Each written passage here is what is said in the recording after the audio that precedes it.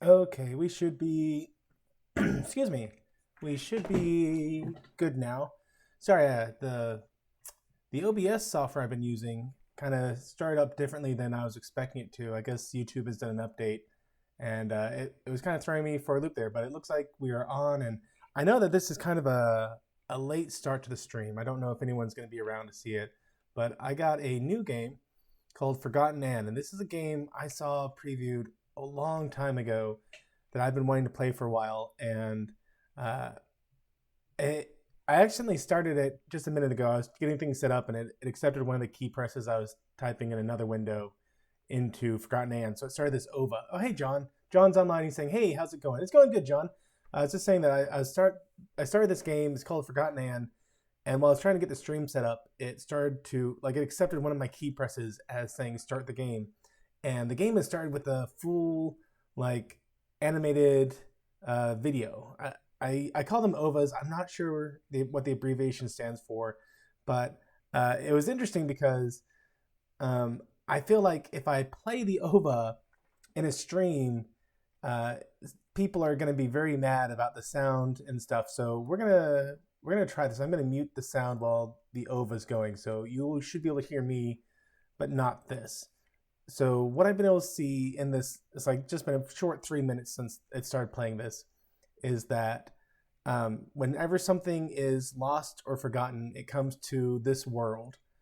And we just saw like a sock get lost and it started to scream as it fell through the sky because it was freaked out.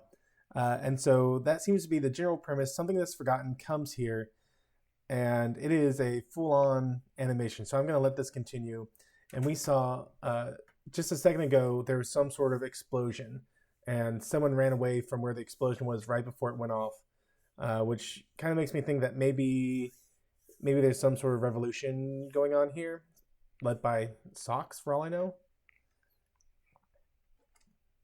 Okay, so it looks like the cutscene's done. That was perfect timing. I'm going to turn this sound back on so that you can hear it also.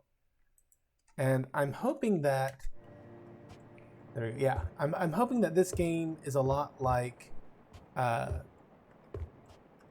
Talos Principle, and that we're going to get options on how to treat people, or options on where to go and what to do, and that we'll be able to interact that way. It won't be quite as brainy as the Talos Principle was, but I still think it's going to be fun. This is a game I've seen around for a long time that I've been wanting to do. So let's check out what this is. Let's see, Master Bonku and I. Seems like forever ago.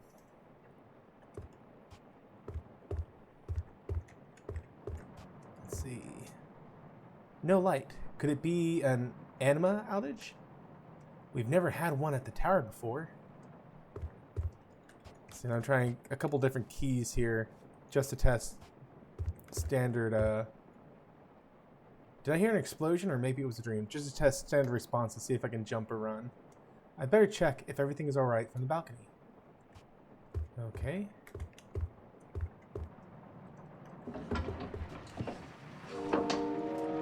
Okay, so here's more of a cutscene. She's saying, oh no. And it looks like I can focus on a couple different things. And I'm going to start on the things that aren't fires. No anima at the workshop. Master Bonku won't be happy about this. Bygone Park looks completely blacked out. The rebels are behind this mess. The plant seems to be operational. So yeah, we do have rebels. Okay, let's... Smoke from the watchtower? I hope Tiffany is okay. And fire at the central station. I need to get over there as soon as I can. Okay, let's do it. It must be related to the anima outage. And then, was it E to... There we go. Space gets me out of there. So I got a couple different games recently. I'm interested to give a different, them all a different try. We'll see how this one goes. If we're enjoying it, we'll keep doing it. But if this ends up just being like me sitting here and playing a game without much interaction, I am going to try and find a different one, because that's what I enjoyed the most about doing the Talos Principle with y'all, was the feedback that we were able to do as we play the game. Master Bonku must be trying to reach me through the mirror. I need to restore the anima flow. Let's see.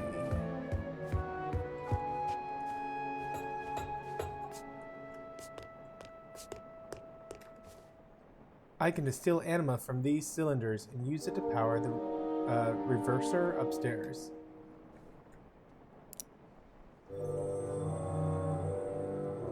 Press Q or right mouse click to use the Arca and enter anima vision. Okay. Let's see. I want to move the ring to a full cylinder. Alright. And then hold E to transfer. Now I have enough anima to instill the reverser upstairs. And Kronos is here. Life with Matthew. All hail. And John is saying, hey Kronos. Hey Kronos. Glad you could join by. Man, I will never not be freaked out by your by your avatar, Kronos. That was just such a weird ending to that movie. It will forever just be instilled in my brain. So we're doing Forgotton Anne. I saw this game a long time ago, but I've never actually played it, so I'm really interested to see how it goes. It's the door to Master Bonku's tower. I haven't been there in a long time. I can't open it alone. Alright. So I need to press Q to use the Arca and enter anima vision. Let's see, I want to move the Arca ring to the dispenser. Alright. And then transfer anima. One pull on the lever should finish the job. So this is definitely an interesting art style we got going on here. They have done a very interesting job of combining an anime kind of art style there, with a gameplay style. And it looks like they're gonna do that with me. Nope. It looks like they're gonna be really making use of that and transitioning between full-on, almost an anime-looking episode, and more of the video game style. And Kronos is saying, Master I have a problem with Bonku, that are you movie. alright? Freaked me out What's as a going kid. on? A rebel attack. I suspect they were trying to reach the tower. They have no idea what they are doing, or what is at stake. Okay, so here we go. I was hoping they'd give us options like this. Are we going to say, be brave, say, I'll defend us, or are we going to say, what should I do, and look for direction? And I still have my quarter round to settle disputes in case we have a tie. But I'll defend us, or what should I do? So this is my first playthrough. I have no idea what our actions will do. And Kronos is saying, and I am still a kid, just a bit older. Man, even as an adult, I watched that, and it was just such. They were trying to freak people out, and they did a great job making sure that you were freaked out at the end of that movie. And John is voting for what should I do? Yeah, we'll do what we should do. Give us hopefully a bit of a tutorial here. What would you have me do, Master? Be on your guard, Anne. The rebels have likely retreated, but we still have work to do. First, we need to restore power to the areas around the tower. Load the dispensers and reverse the anima flow to draw from the Kronos tower's saying, Control Delete. Of course, Master. Leave it to me. Once that is done, find out what is happening at the Close the workshop. task and start over. Ether bridges are #1 priority. It's almost finished, Anne. I only have one more segment to install. I'll check on Tiffany at the watchtower and get my wings. I'll call you when I get there. Good. Oh, and Anne, Yes, Master? never mind. Stay vigilant. We're going Okay, home so soon. the very basic of what I know so far, and this is like 5 minutes into the gameplay, is that whenever something is forgotten, it comes to this world. So following an anima outage, I discovered what appeared to be the sites of multiple explosions in the city. I proceeded to restore anima to my section of the tower, following which Master Bonku was able to contact me and inform me of a rebel sabotage attack. I am to restore anima to the workshop so construction of the ether bridge may continue. I'll head there immediately and assess the damage at the watchtower on my way. Okay. So this art style, it's really remnant of Be careful. Oops. Oh, what's the name? Like a Howl's Moving Forgotton. Castle. My name's And- Demi, Madam Enforcer. I'm a welder. Yes, that's it. I'm a welder at the workshop. Where's your validation sticker? Oh, it's gone. I must have lost it. A rebel. I'm no rebel. I swear on the human who forgot me. Okay, and Trek95 is joining us. Hey, Trek, he's saying hello to everyone, and Kronos and John are saying hello to Trek95. So, Trek, I'm glad you could join us. In case you haven't been on one of my live streams before, the way it works is whenever we're given an option on a spot like this, I let y'all choose how it's going to go. So, if we're going to do a nice run, if we're going to do an evil run, it's entirely up to you guys. And this is a strict democracy, so it's majority wins. So our options are either 1, we can say you're lying, or 2, what do you want? So if you don't want to type it out all the way, just a 1 or a 2. So you're lying is 1, and 2, what do you want? So yeah, this art style, it feels a lot like Howl's Moving Castle, or what was the name of the director who did all that kind of art? The My Neighbor Totoro, Ponyo. I forget the name of director who did it, which is embarrassing because he's a really famous director who made these movies. Princess Mononoke. Life with Matthew, Kronos is saying, this is a choose your own fate live stream. Yes, I love doing the live stream where y'all get to be in control of what I do, because it is, I don't know, it's more fun for me. When we did the Talos Principle, which was the last game I did, it was a whole lot more interaction, and so that was interesting. It left for a lot of room for us to have discussions. But this is the way I like doing it. So John and Trek are both saying, what do you want? So we're going to go with what do you want? Tell me what you're doing here. I have an important message for Master Bonku. What's the message? Oh, yes. There's been an anima outage at the workshop, and the rebels have sabotaged the primary transfer pump near the central station. Okay, option 1, do you think I'm stupid? Or 2, your story doesn't make sense. And Kronos is saying, I hate making decisions. Well, that's okay, Kronos. You don't have to respond if you choose not to. And let me know, by the way, if any of the sound settings aren't coming out right. If I have the game audio coming in too strong or too weak, let me know, because I want to make sure that y'all also get to enjoy the music going on in the background. So do you think I'm stupid or your story doesn't make sense? Maybe I missed something. So during this little kind of cartoon they did when you first started the game, you see that there's a sock that gets forgotten and he gets warped to this world, and then you have to get your like a sticker or something, like an identification sticker saying that you've had a job assigned to you. So I think that's why they're making a big deal out of him not having some sort of sticker or something on him. And let's see, Kronos is saying, go with stupid. And Trek is saying, Kronos, bow to my will. And Sci-Fi Nation is joining us. Hey, Sci-Fi, good to see you. Greetings right back at you. And so we got go with stupid or story does not make sense.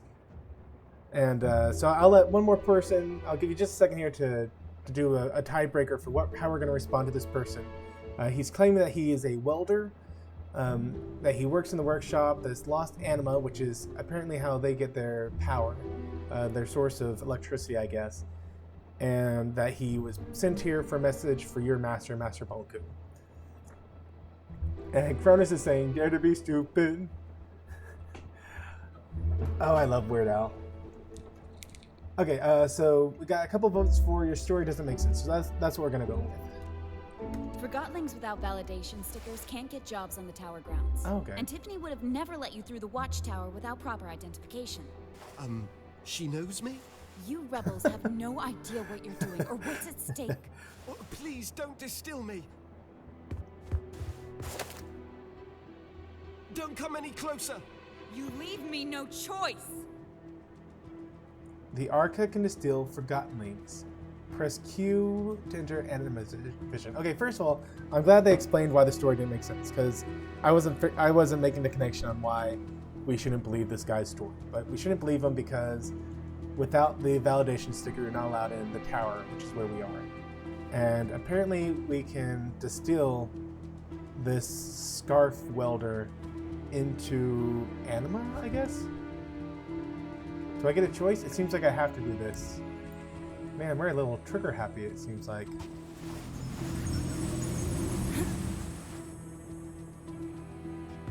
Do I have to? Do I get to...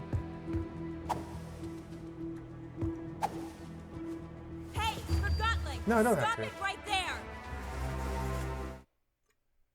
Let's see.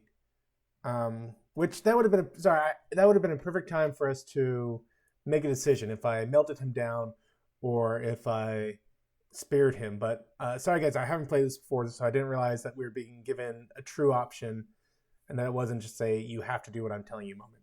So we get a new report that this rebel invaded the tower. It seemed more frightened than aggressive. I attempted to capture it. It armed itself and proceeded to attack me. As I evaded its attack, it was able to get past me and make its escape. So I must question the attendant at the watchtower when I get there to find out how the perpetrator made it through. The crack in our defenses must be sealed. And, let's see. Kronos is saying, bowing sounds like a lot of work, and we got votes for your story doesn't make sense. And let's see, Trek is saying at Kronos is Weird Al. It's Weird Al. What did I miss something? Oh yeah, the Dare to Be Stupid. That's a song from Weird Al Yankovic. Kronos is saying, I've tried to ask Anti-Trekker to do a top 5 or 10 favorite Weird Al songs. He didn't bite. And I'm almost gonna unsub. Let's see. A favorite Weird Al song. What? Man. I do like the parody of Amish Paradise. Riding Dirty. The way he does a White and Nerdy. I really thought that one's funny. I saw... he escaped. Master Bonku won't like this. I saw a melody he did where he took a bunch of popular songs like It's Going Down and You Came In Like a Wrecking Ball. I think Gangnam Style, and he did them all to polka, which was hilarious to me. So let's look at this memento I got. I got a memento of a girl holding hands with a guy, and there's a bridge over a river, and there's everyone. So let's see. I think, so what we kind of figured out is that your Master Bonku, he is trying to build an Aether bridge across the river so that we can get back to our families. And let's just assume for a minute that's what the drawing's all about. Rain. Always rain.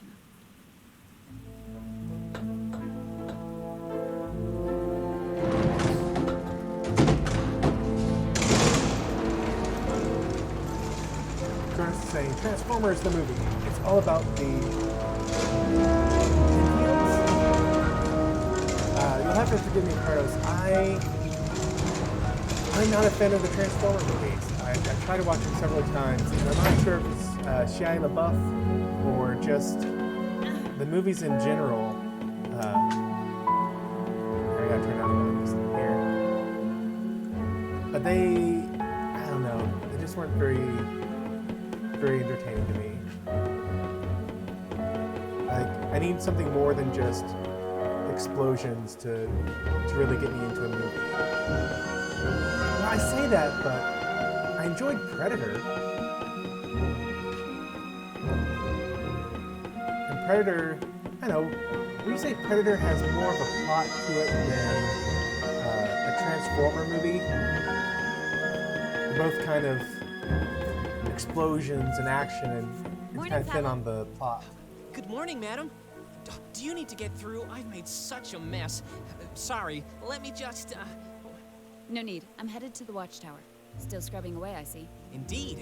Master Bonku has offered me a ticket across the Ether Bridge once I finish shining the tower's panels. And how's that going? So far, so good, madam. One down, only 11,244 to go.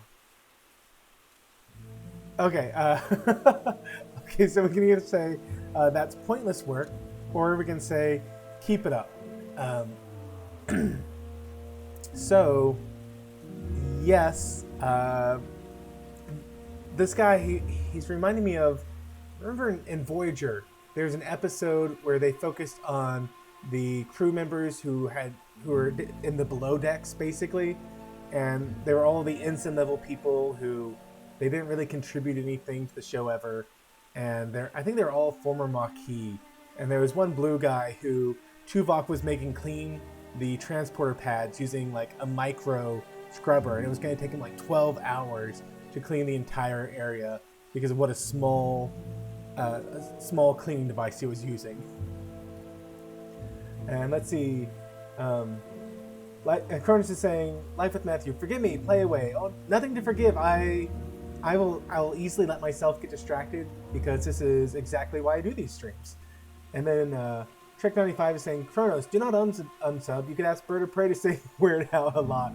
Oh man, what should we have him sing for Weird Al?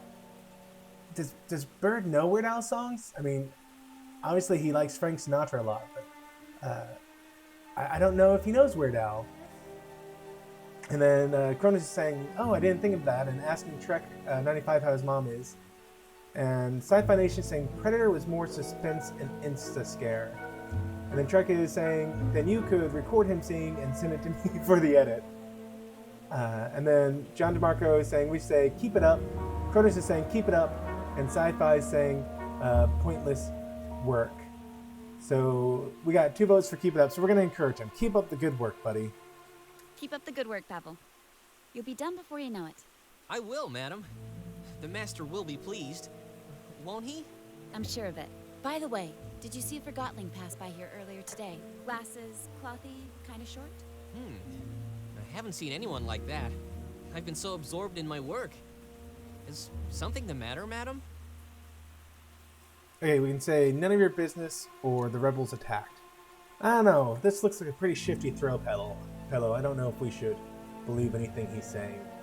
And Sci-Fi voted for pointless work. Yeah, I see this pointless work. Honestly, the way the Scarf responded with his attempts at subterfuge, that seems like what I would be as a spy.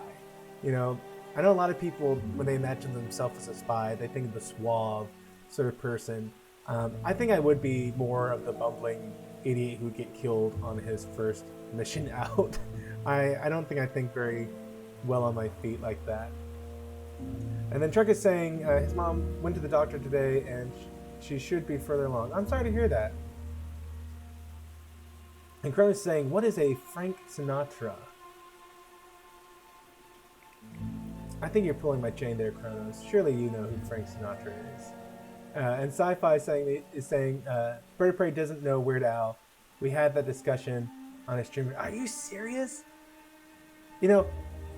I am more understanding of someone not knowing Freddie Mercury than I am of them not knowing Weird Al. Weird Al is such a cultural icon. I'm sure there's all these Freddie Mercury fans out there who are screaming at their monitor if they ever see this, of saying, what do you mean, like, Freddie's not a cultural icon? And it's a different sort of cultural icon. Like, if there's a singer I like who's a part of a band, I'm unlikely to know who they are. Like, I couldn't tell you who the lead singer of, Green Day or Nirvana was. I can't. Good music when I was a kid, can't tell you. Kurt Cobain. There we go. Kurt Cobain is Nirvana, I want to say. I hope so. But Weird Al, I mean, he is such, like, you can't know his music without knowing him. And I can't believe that there's anyone out there who wouldn't know who Weird Al is. And then, let's see, Rebels attacked, and I vote none of his business, and Trek is also voting for none of his business. Okay, we're gonna give him the cold shoulder. This is none of your business, throw pillow. And let's see. And Cronus is saying, I tend to ask a few questions Pete can't or won't answer. Well, if you ask me a question I can't answer, well, there you go. But in terms of questions I won't answer, there are few of those, and they're very far in between. So none of your Security business. issue. It's none of your concern. Oh, I'm sorry, Madam Enforcer. I didn't mean to pry. I should get to the watchtower. See you around. Bye, Madam. A pleasure as always. I can see the actor who voiced or who played in Arrested Development, the Tobias Funke. I don't know his name in real life, but I could see him voicing that throw pill. He seems kind of the same personality.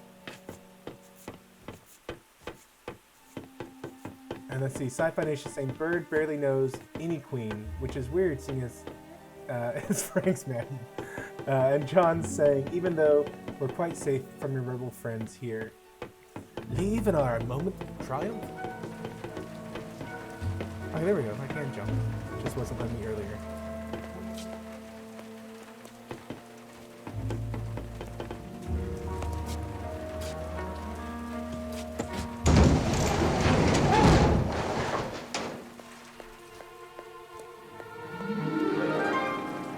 Okay, hold on. I'm driving myself crazy with not knowing who the director of Princess Mononoke or Howl's Moving Castle, Neighbor Totoro, Ponyo. He's a real famous guy. And this art style is just so reminiscent of the way that guy, that artist draws. Let's see. It's gonna be like the first thing here. It should be really obvious. I'm sorry, guys. Let's see. Hayao Miyazaki. That's not the. I don't think that's the guy who made it.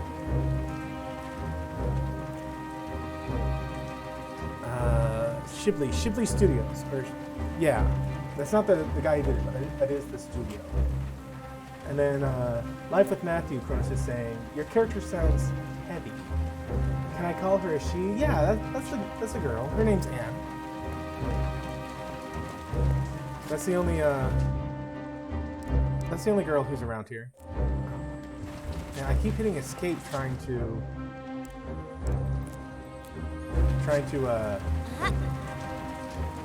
get out of menus. I haven't gotten used to the controls yet. Okay, the rail system got damaged in the blast. I guess I'm on foot today. Or am I? Let's see if I can't feel this. Are these just empty tanks? Yeah, that did me nothing. Give me my energy back.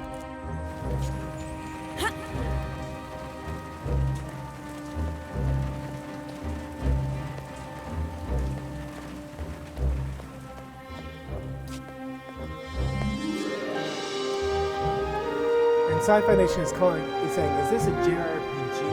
You know, I don't know. When I saw this a long time ago, this is kind of the most I ever saw of it. I say a long time ago. I think it was only a couple years this game came out. And I don't think it's going to be a JRPG. It seems more like a platformer from what I saw. It's just the art style is very reminiscent. This can't be the work of one rebel. Of what a mess. A Japanese studio. So let's see if I can't run. Oh, that was useless. Let's see, while under an edge, press jump to reach for it. Okay. And then what? There we are. And I can't get that down there. I think I'm full on this anima energy anyway. And Sci-Fi Nation is saying game music is slightly loud. The enforcer's on her way, so you'd better not try anything. Tiffany, it's me. Anne? Okay, let me turn this down just a little bit. I thought so too. I turned it down on my end, and once I turn it down on my end, you know, the rest of y'all can suffer. The rebels were here. They were at my Let's turn this down just a little bit. place There we go. Can't open the gate. The anima flow is disrupted. I'll load the dispenser and reverse the flow. Wait Sci-Fi there. Nation, let me know if that works a little bit better.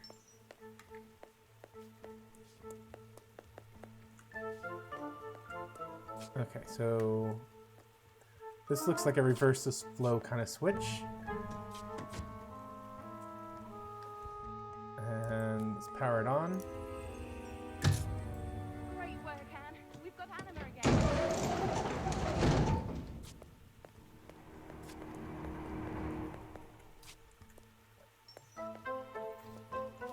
Ha!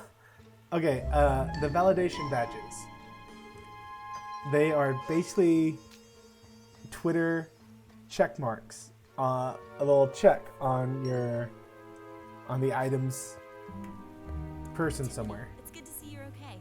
Anne, I'm so glad you're here. Give me a situation report. Of course, Madam Enforcer. Follow me. A group of Forgottlings arrived from the workshop this morning. I thought they were bringing some gizmo for the ether bridge. I didn't realize their validation stickers were forged until after they were already through the front gate. So I activated the emergency shutdown. This little red scarf ran straight through the rear gate before it shut. Okay, so we can either tell Tiffany here to be more responsible, that's option 1, or 2, don't blame yourself. And Sci-Fi Nation saying the voices are fine, was only the music, probably not separate options, I'm guessing. I don't know. I haven't done much in this yet. Not there. Are there no... there we go. Music volume. I can turn that down a little bit.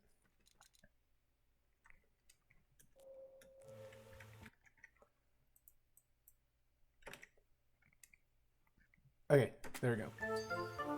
Okay, so yeah, 1, be more responsible, or 2, don't blame yourself.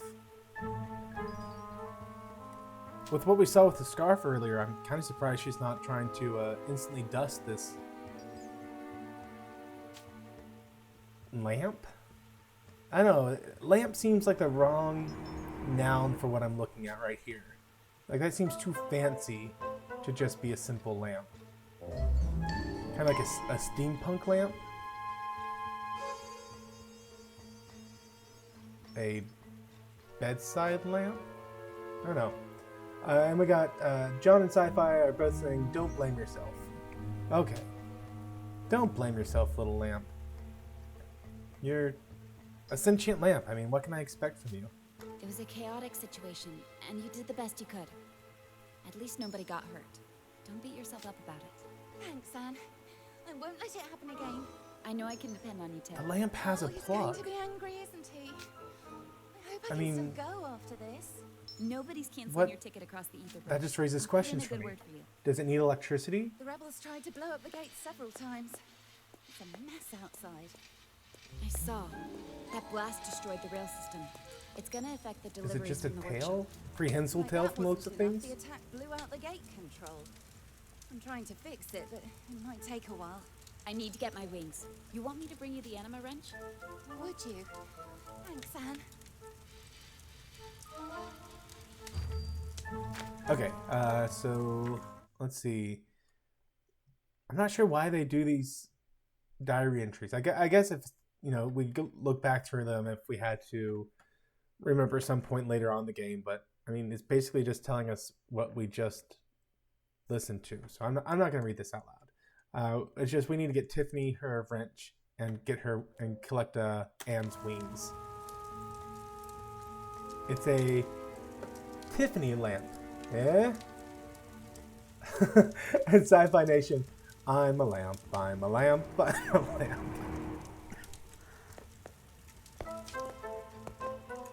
Okay, so let's see. We need to find a wrench and find wings. So it looks like we got two options, two doors. We can either go in the brightly lit door, which maybe there's a wrench there, or we can go into the alleyway.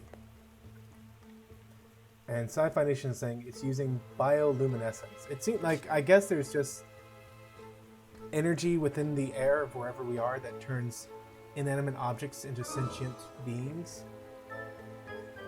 And Sci-Fi Nation, where were you making a reference?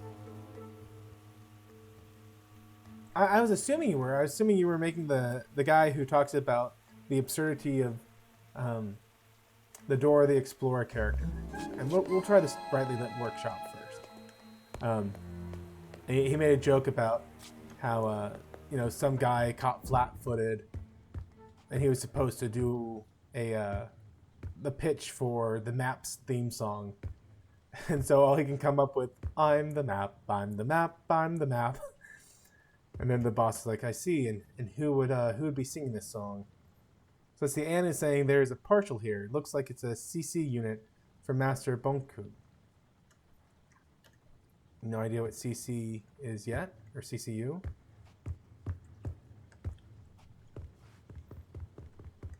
I'm kind of surprised that in real life no one has found a way to like spoof like a verification badge.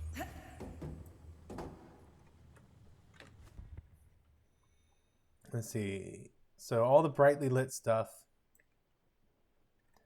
is what already has anima. So our mirror phone has anima. Oh, Master hello. Bonku, the watchtower is secure, but one Forgotling managed to get through. Unfortunately, it was able to escape.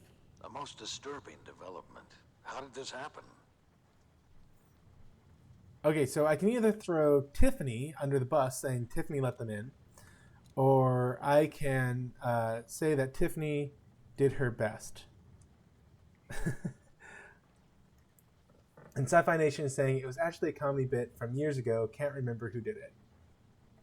I don't remember the guy's name either, if we're thinking the same guy here. So let's see. I mean, technically Tiffany did let the scarf in, but I'm the one who chose not to, turn it into energy. Which, what sort of world are we actually living in where I can turn forgotten objects into energy, and that this seems like an acceptable course of action? I mean, I guess they're rebels. It's just, I guess I've been indoctrinated by games enough to the point where whenever I hear that there's a rebel group, I tend to immediately assume that I'm ultimately working for the bad guy and the rebels are the ones in the right. And let's see, Cronus is saying you're really cramping my Angry Birds game. I'm sorry, Cronus. Are you trying to do this on... Oh, because I keep asking you questions. I see. And John and Sci-Fi and Cronus are saying she did her best. Okay, Tiffany did her best. We'll be nice here. They were using forged validation stickers. Tiffany prevented most of the rebels from entering the tower grounds. That may be, but I wonder whether she should be replaced. I don't Harsh, think that's Master necessary, Bonku. Master. If the rebels are retreating to the city, they'll have to take the trains from the tower station. If we move quickly, we can catch them there. Yes, Master. I'm on my way. Man. That really kind of makes me feel like I am working for the wrong people. Anyone who is immediately ready to replace someone just because they make a mistake. I mean, that's kind of like, Darth Vader. Oh, sorry, Admiral. I accept your apology, but have some force choking. Okay, so I can use the keys to toggle between the discs. Press and hold E or my mouse to control the disc, and then move it.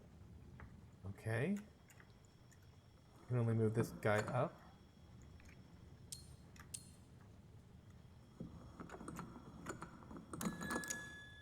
Alright. I have no idea what we're ultimately going for here, but I kind of live by a if you move things enough theory, you'll solve whatever their puzzle is. And there we go! And Sci-Fi Nation is saying, one man's rebel is another man's terrorist. That phrase. I have such thoughts about that phrase. Let's see what our little anime episode is going to do here. Just a short good. I actually worry about one of these clips being too long and it getting us in trouble. So I can press and hold Control or both buttons to activate wings. While active, press space to perform a wing jump. Oh, that's neat. Let's see, if I come all the way over here, can I grab that ledge? I can. While the wings are active, hold A and D and press space to perform a long wing jump. Ooh.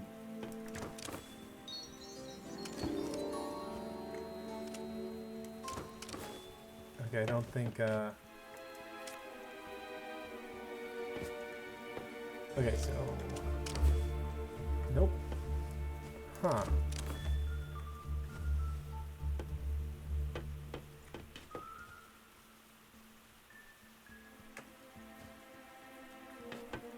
So, wings are active. There we go. These controls are not super intuitive. I don't know if you can tell, but basically it won't let me move until the wings animation stops. And then it lets me jump. So I can... Whoop, that wasn't what I meant to do, but... Be down, and then space, let's go. And then let's pick up this memento, I believe it's called. There we go, new memento. And Cronus is saying the music is ominous. And Sci-Fi Nation is saying fill the holes with the balls. Yes. Yes, that seems to be the solution. So let's see. Dear Miss Tiffany, it is with great pleasure that I write this letter to confirm my acceptance of your application to serve as watchtower attendant on the tower grounds. As you noted in your impressively detailed application letter, the tower grounds must be peaceful and serene to maximize productivity. But of even greater importance is making sure that Anne is safe. Her security is the watchtower attendant's responsibility, so you will be expected to keep her safe and comfortable. I look forward to seeing you at the newly constructed watchtower at your earliest convenience to welcome you into the validating Forgotton family. Yours, Bonku the Curator. Why would Tiffany put that letter way up here? Okay, so I still haven't gotten her wrench yet. That must be in the... No, wait, I am in the alleyway. Huh. Okay.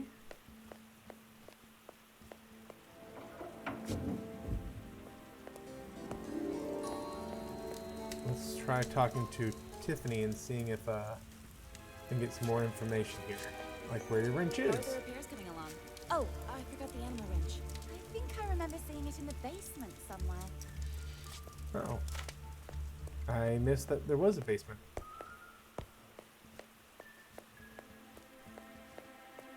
Okay, so... the word terrorist here. There it is, basement. One of the things that really always annoyed me in DS9 was the way Kira and the Bajorans were referred to as terrorists randomly. Like, it was very inconsistent. It made sense that the Cardassians would view the Bajorans as terrorists. But it never made sense to me that the Bajorans would randomly call themselves terrorists. Like obviously this was all well before, you know, like 9/11 attacks. Huh. Oh, neat. So it's not like that had any, what's the word? Any impact on how they called things. Hello there, dummy.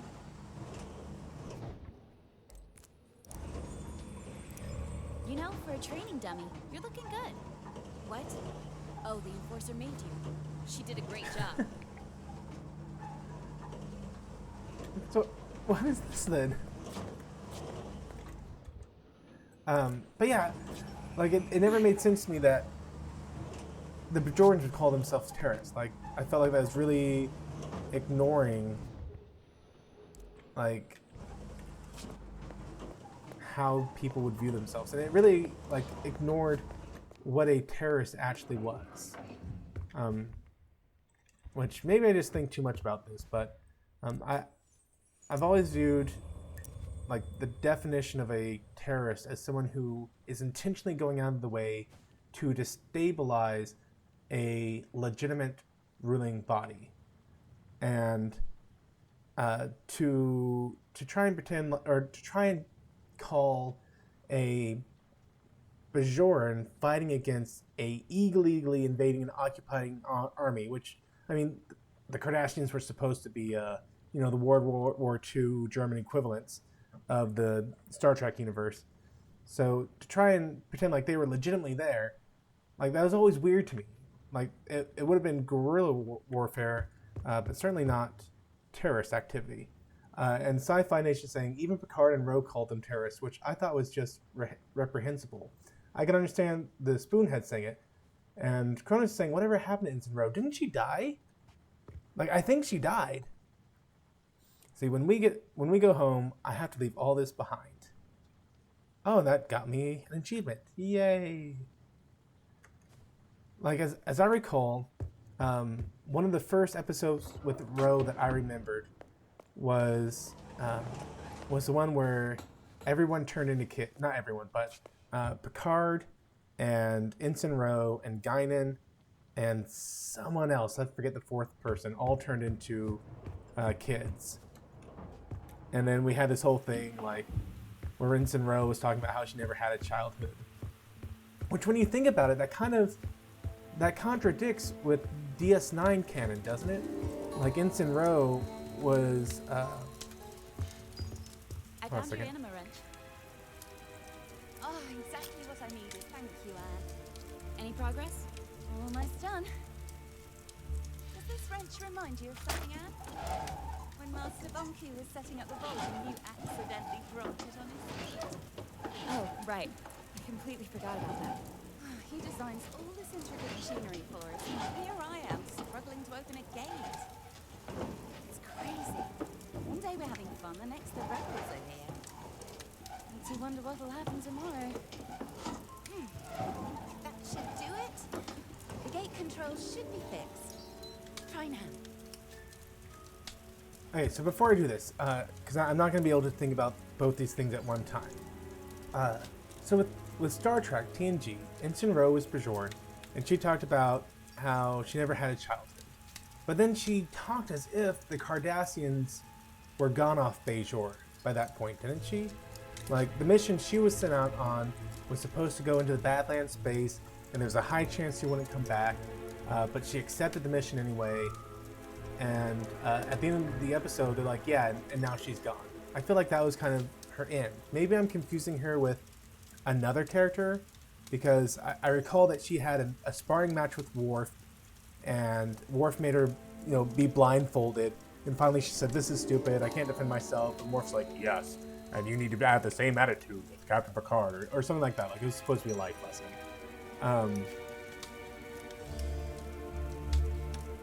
I can't remember if it was Ro or another lady, now that I'm saying it out loud. But either way, they made it sound like in the episode where Ro was a kid, again, like the Cardassians was gone and Bajor was part of the Federation. And then DS9 came along and the Cardassians had just left at the beginning of DS9. And Bajor was not part of the Federation at that point. I never thought about it until just this moment. Okay, let's open this gate. And let's see, Sci-Fi Nation is saying she joined the Marquee. And Cronus is saying, yeah, agreed after that, I mean. Don't worry, Tim. It'll take And looks more like than a Tiffany broken still gate to can't stop get this gate working. And I think and John is saying, I think the Bajoran resistance targeted civilians in certain circumstances, such as collaborators. Yeah, okay. I mean, but then they'd be more like spies, and it's pretty okay to, like, from a legal standpoint, not talking morality, but it's legally okay to hang a spy. Sci-Fi Nation say Kira at least called it the Resistance. So that was a weird thing, because Kira would randomly change between calling it the Resistance and calling it terrorist. Like, she would sometimes randomly refer to herself as a terrorist. Okay, I'm out of anima, so I need to go find some more anima. Oh wait, can I drain Tiffany? Is that a thing I can do? Oh my goodness, I can drain any person of energy that I choose. Oh gosh, that makes for an interesting dynamic to this game. So anytime I'm running low on something, I have a fix it quick ability. And Sci-Fi Nation is saying Rascals. That's the name of the episode, Rascals. Thank you.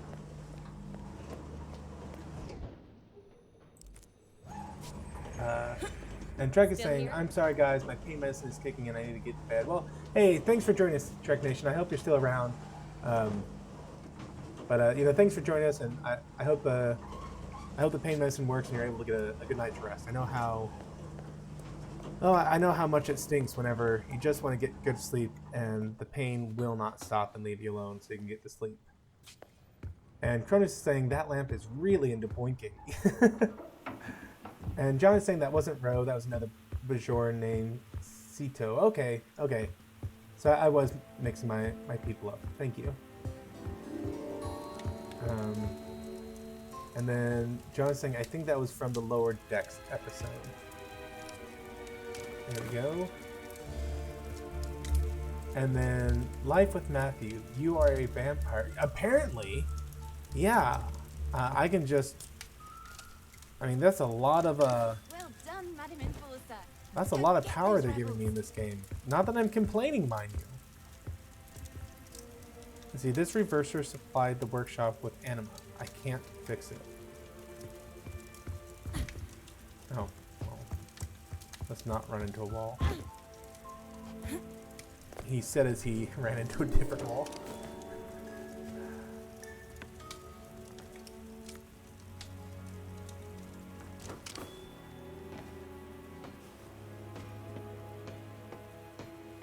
And Cronus is also saying Rascals was the worst. Oh, so you didn't like that episode? That wasn't one that really excited you? Enforcer! What are you doing? I'm trying to fix the pipes. We have no anima at the workshop, and Master Bonku's expecting us to ship the last section of the ether bridge today. Okay, so we can either tell this boot that kicking it won't help, or it's beyond repair. And let's see, Sci-Fi Nation is saying it's the episode Rascals. I'll watch it later. Yeah, I thought it was a good enough episode. Like every once in a while, TNG would just do a, let's call it silly. They just do like this silly, nonsensical episode. I kind of lump episodes like Rascal in there, and episodes like the one where Geordie and Ro, when they became ghosts, basically. They got caught in the experimental cloaking technology from the Romulans, and they were having to basically haunt people. And I remember Ro shot Riker in the head, I think, with a phaser, trying to get their attention on these particles they were giving off. John is voting for kicking won't help, and Sci-Fi Nation is saying, I thought the Royale was the worst, next to Masks. Oh, Masks. Oh, Masks. Would I define that as kind of one of their silly, nonsensical ones? Maybe... Okay, I'll go with kicking it won't help. Kicking definitely won't help. The reverser at the watchtower is broken. You can't fix the flow from here. Oh, I'll never go home now. I'll never again feel my owner's feet. Never again will I go hiking or climbing or running or... I'm on my way to restore anima to the workshop. You are? Wonderful! We might actually get to go home. I miss feet most of all. What do you miss most from the human world, Enforcer? Okay, we've been asked, what do we miss most from the human world? We can either say, I don't have time for this, or I can tell you. Which, I mean, wow, that kind of opens up an interesting plot here that if only the forgotten things come to this world, I guess that means Anne was a forgotten thing. Or someone viewed her as a thing and then forgot all about her. So that's kind of a dark thing that they might bring up later. I kind of hope they do bring that up later. And Sci-Fi Nation is saying they were out of phase. Enterprise revisited that, but it was a transporter with Hoshi. Yeah. But it was Ro, yeah. So I mean, that was kind of one of their silly episodes. It wasn't like so much of TNG was like this philosophical look at humanity as they interacted with other beings. And every once in a while, they just do these off the wall, and they're kind of like, I personally saw those as the more fun episodes. I kind of dislike the Guinan episodes, like the really Guinan centric ones. And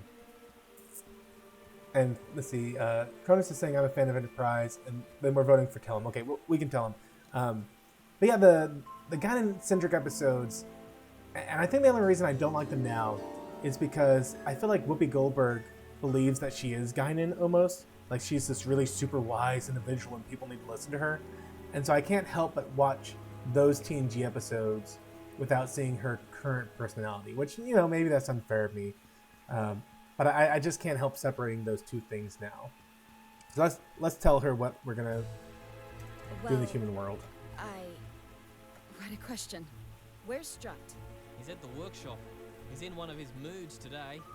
Thanks. Now stop kicking those. We didn't tell him anything. What can do? I said stop kicking.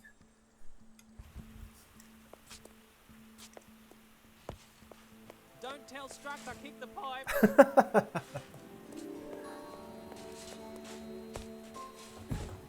But yeah, the silly episodes of TNG, they're kind of my favorite ones, I think. Keep looking! We've got an emergency cylinder here somewhere. Mr. Struck, what's the situation? A smoking teddy bear. Situation. Let me tell you about the situation, Enforcer. The roof's leaking, my stuffing's soaked, and the rebels blew everything up. We've got 0 anima to ship off to the last section of the ether bridge. And someone stole my lunch. Okay, we can either tell the cigar-smoking teddy bear to focus on what's relevant, or sounds like a bad morning. And let's see. Kronos is saying, "Oh, please don't talk about the whoopee." I know. And it's sad because I think as a kid at least, one of my favorite episodes of TNG was the one where Picard and everyone goes back in time to meet Guinan for the first time. And they meet with Samuel Clemens, and they meet up with what's his name? The Call of the Wild, Jack London. Is that it? Jack London. But it was a fun episode. And they had like the vampire people who would take the people about to die from cholera or something like that. And we got voting going on for Bad Morning. So that used to be one of my favorite episodes, and now I can't watch it without seeing Whoopi in it anymore. Which is sad. I try really hard not to know much about actors I like, because it tends to ruin my opinion of them. But this is one of those things where she got her own talk show, and it's hard to know. It's hard to ignore someone's political opinions when they throw it in your face all the time. And Sci-Fi Nation is saying Jack London. There we go. Hey, sounds like a bad Sounds morning. like you've had a rough morning. Oh, rough doesn't even scratch the surface, Cupcake. I had to connect the pipes to a dispenser, but it needs anima. I know we've got an emergency anima cylinder somewhere, but now that you're here, why don't you make yourself useful and load the dispenser for me? You've got that thing on your hand for a reason, right? Are you trying to mansplain to me, Teddy Bear? I don't know if I appreciate that. I mean, yeah, I can refill your container, but I'm going to need to get my energy back. Where do you think I'm going to do that from, Smokey?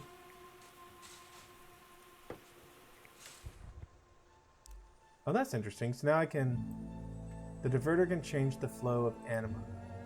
But I have to load the dispenser first, or Struck will lose his mind. Okay. Got anima again, fellas! Look alive! Great work. Dire power for half the Now, what? You open for a medal? What I'm hoping for is to get out of here. I need to get to the Tower Ground station. You can try, but it looks like the rebels have blocked your way.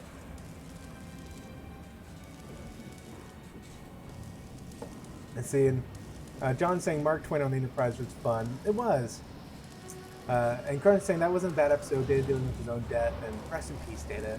Yeah, I don't know how I feel about. I don't know how I feel about them killing off Data in the end. It was one of those things where I was wondering if it was kind of a Han or Harrison Ford situation, where Brett Spiner just really wanted out of the role of Data, and so he finally convinced them to kill him off, or if it was just a random writer decision.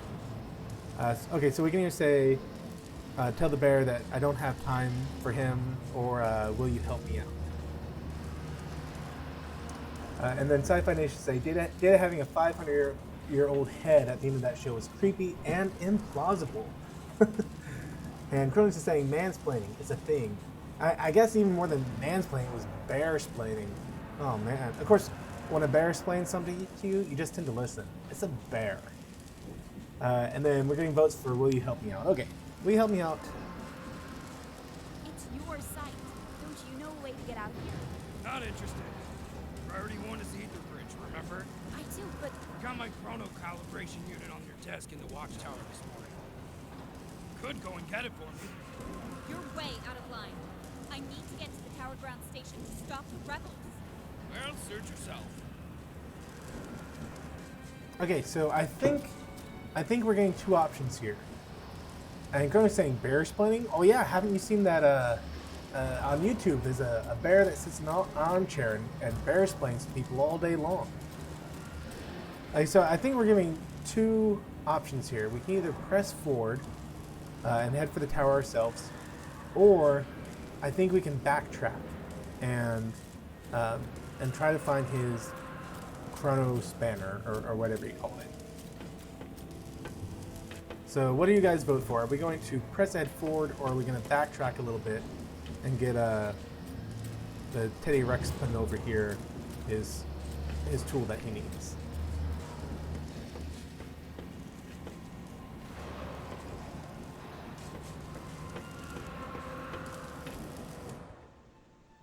That's hilarious. I can just take energy from basically anything I want to here.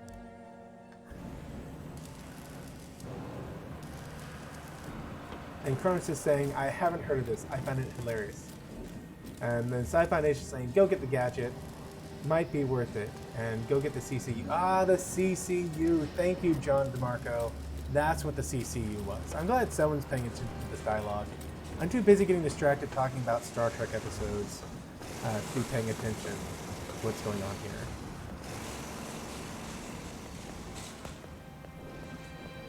But I mean, you guys can't blame me for that. We all know how cool Star Trek is.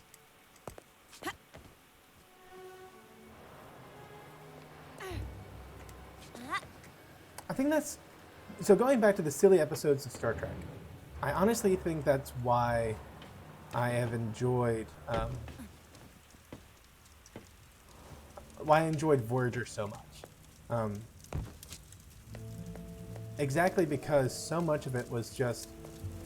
And now silly things happen. Like, it didn't... I'm not staying. I need to get the package for Struct. Why are you running errands for that hot? Don't ask. Like, it didn't take itself too super seriously. And then, let's see, Kronos is saying, Sci-Fi Nation and John DeMarco, you are blue. Oh yeah, they are. They were able to stick around for my live streams for a while, and I finally figured out how to give people wrenches. And yeah, John saying, yes, we got hit by some wrenches.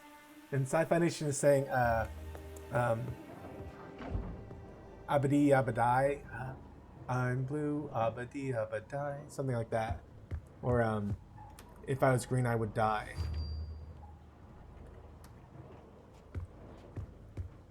Okay, let's grab some power from down here before we head out.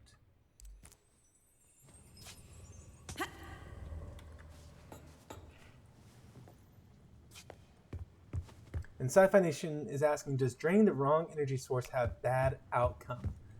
I think it does. Like, I think if we were to decide that the teddy bear was being uppity or something, and drain him of his energy, surely that would have some sort of consequence for us. Like, surely later on in the game, there'd be something we needed and we couldn't get because we had drained him of energy. Or maybe people would start freaking out if they saw us. I don't know.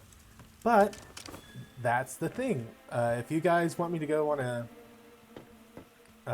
what do they call in Undertale, a genocide run, then we can make this a genocide run. If we want to be pacifists and try to help everyone out, well then we can do that too. I confess I do tend to naturally go toward a pacifist run because I like helping all the different people. The first time I do a nope, I don't want to do that yet. The first time I do a playthrough. Do I gotta talk to the bear? There we go. Good. We've got work to do. Why don't you get out of here? You can use the crane like a Okay, we can either thank him for letting us use the crane or tell him I knew that. And then Cronus is saying wrenches are heavy and can you dodge a wrench? Jamarco is saying the world may never know. And Cronus is saying life with Matthew, please don't.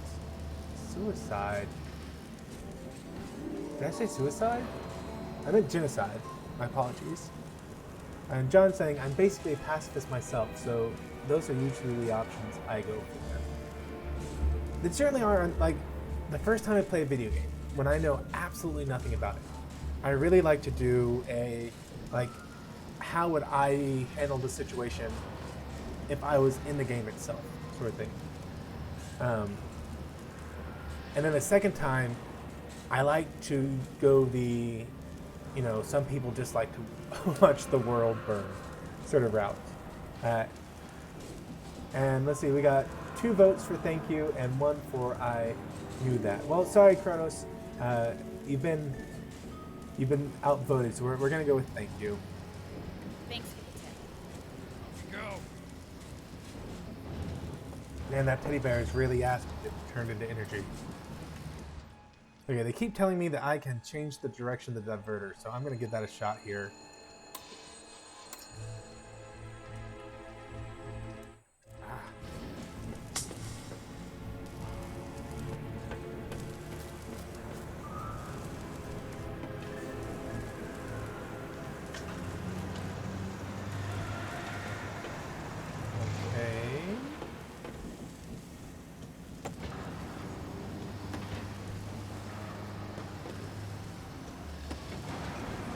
Huh.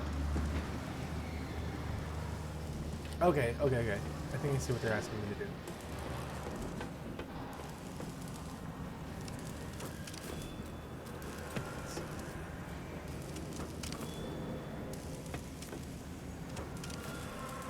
Nope.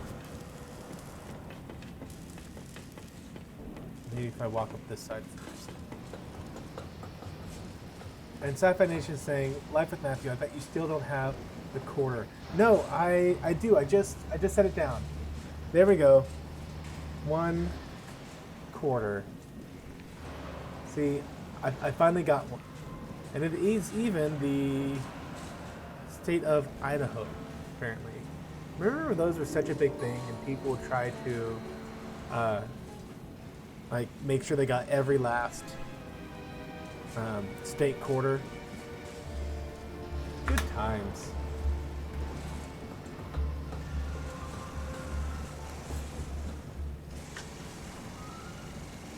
Okay, so if I want to do whatever I'm doing over here, I need to reset the anima.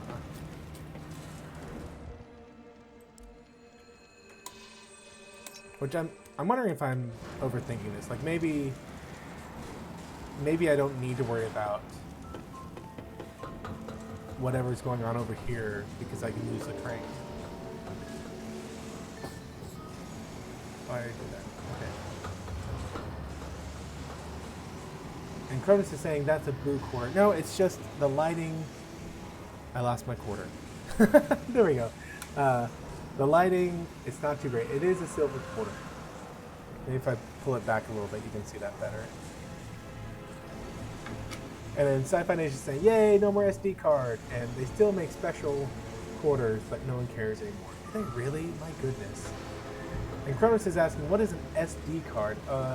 So before I got the quarter, I was flipping the SD card, and it's not the best flipper. I feel like it tended to land on this side more than statistically it should have, which I guess that makes sense when you consider the fact that one side is weighted, and I didn't really think about that until this very moment. But yeah, duh, the bottom side's weighted. Of course it's going to land on that side down more often than not.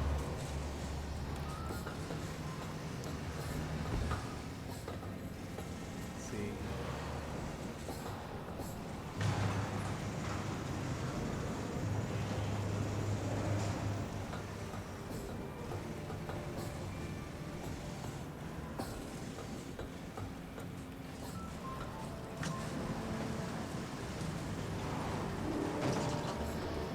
I have no idea if this is what I should be doing, but it is what I am doing. When it comes to puzzle games like this, I definitely live by the, if I haven't pushed it yet, I'm going to try pushing it, because that will probably get me to the next part of the puzzle. And Cronus is saying, dang technology. Oh, and, oh, am I kidding? That's all that... Apparently I did all this just to get a refill of my container. Let's see. Nope.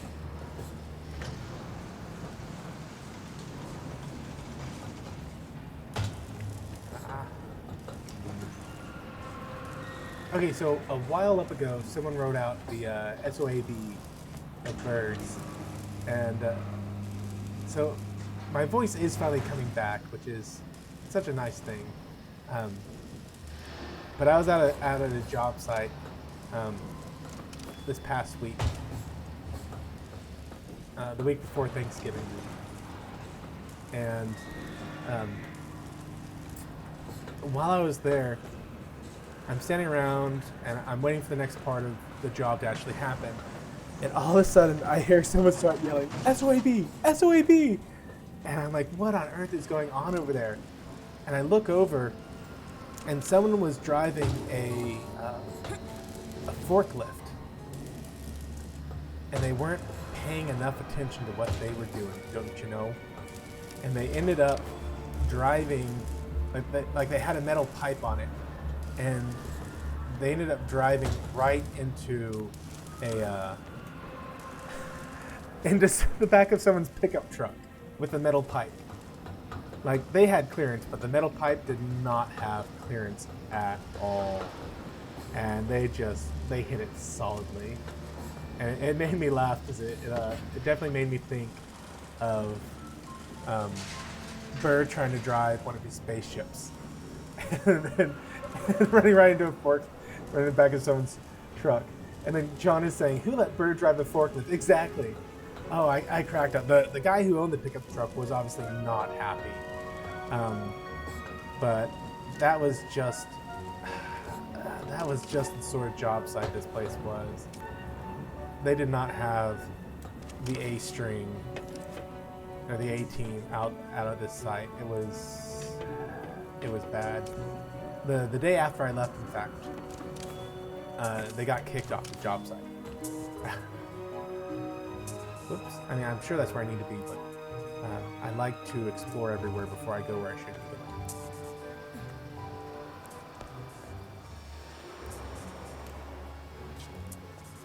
So yeah, I was out at a frack pad, and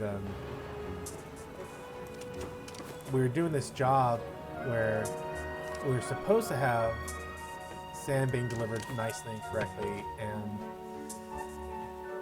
the stuff I programmed operated per program, but unfortunately, mechanically, the system wasn't ready, and everyone who was involved with this job knew that it wasn't mechanically ready. So we were all just like, well, it's just a question of how long they give us before we get kicked off. And they gave us 5 days, I believe it was.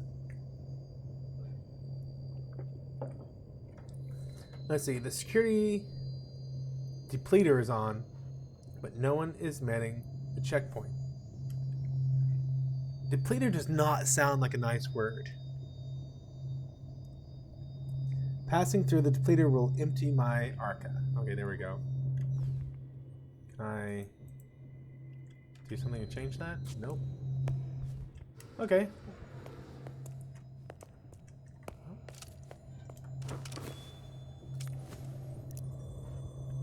No, my arca.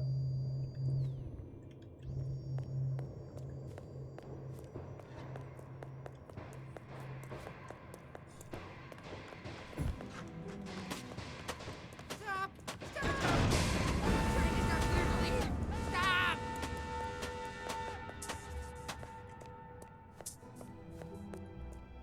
That looked like a somewhat humanish looking person. Oh, there go the rebels.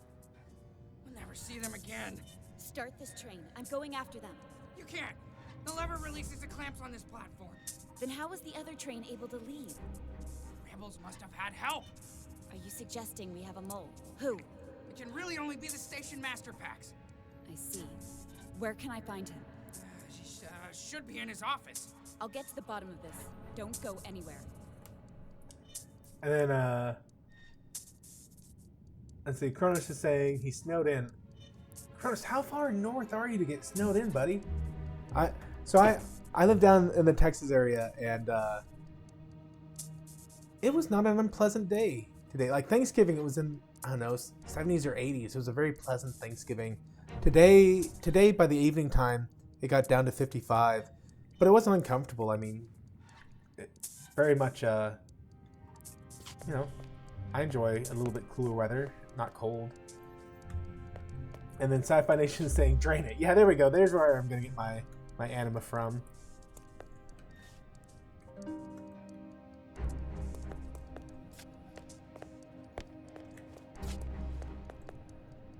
The board's conduit, or excuse me, the board conducts anima to the clamps, but the feed from platform 1 is missing. So let's look at this anima flow, because I wasn't paying attention to anything I said. Hey buddy, how you doing? You look like you could give me a boost. Okay, so I need a lever.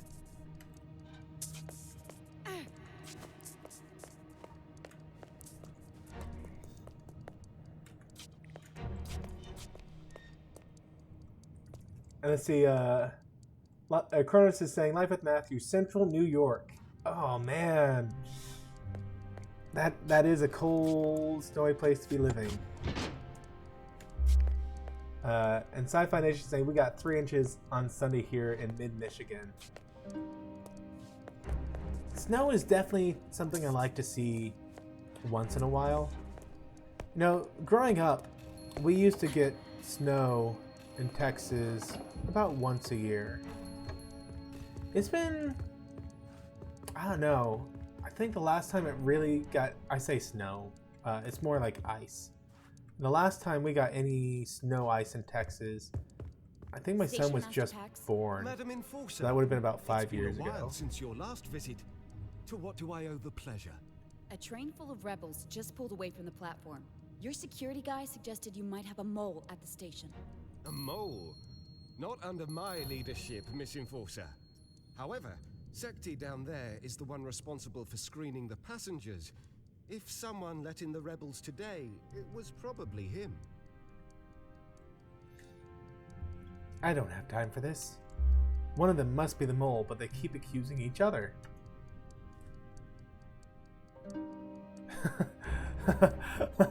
the way she adjusted her her energy depleting device was quite ominous right there. Like I don't have time for this. You're both guilty, and I got all the energy I need now. Oh, I can't make the jump over there because I don't have any energy. Okay, I need to. Surely I can catch someone in a lie. I spoke with the station master. He accused me, didn't he? Okay, are we gonna be honest and say yes, he did accuse him, or do we say I don't care? And John is saying, or wait, hold on, I missed some stuff. Let's see. Cronus is saying, I didn't look outside here, was afraid to do so. Snow is evil. And Sci-Fi is saying, I hate winter, it's overrated. Amen, says Cronus. And John says, where I live in Central Florida, it hasn't snowed in about 40 years. And on the flip side, the summers are brutal. And Cronus says John for not having any snow. And Cronus is voting that we say, yes, he did. Yes, he did. Okay, let's do Pax this. claims that it's your fault the rebels got away. That backstabbing sundial. He never liked me, and now he's trying to frame me. I don't know what to tell you. I'm no mole. Do what you think is right. Oh, man. I'm telling you, there's something fishy about Pax. He's even cheating at cards. Who does that? Come on, give me more. Give me more to go on than just that.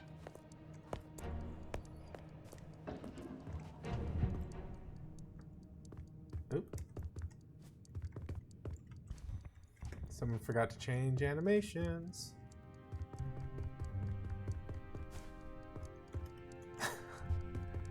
This is your last chance, Pax. I want the truth. I'm sure I don't know what you mean, madam. Pax, you can't fool me. Don't make me get out the Arca. There's no time to waste. I need Anima to release the clamps locking the train.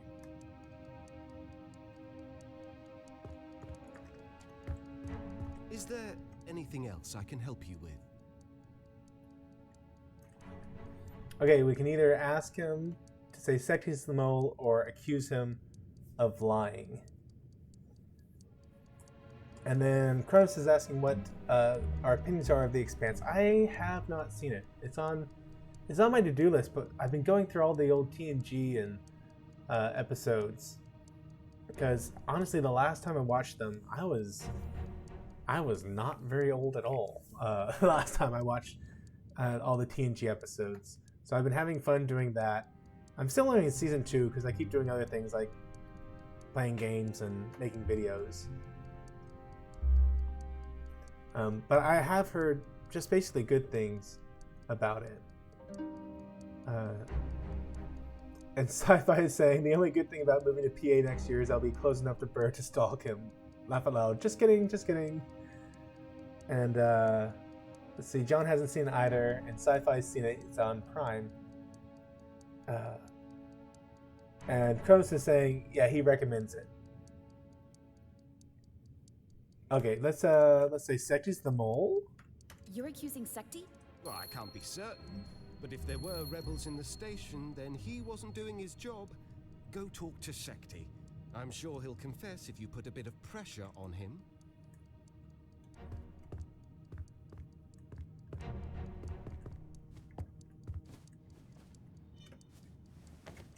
There we go.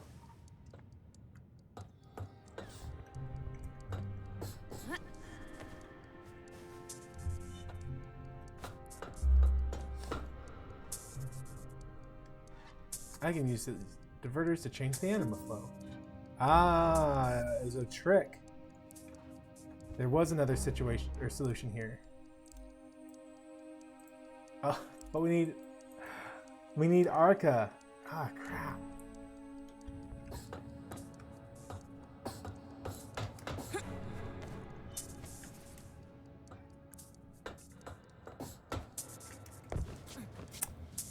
I totally meant to do that.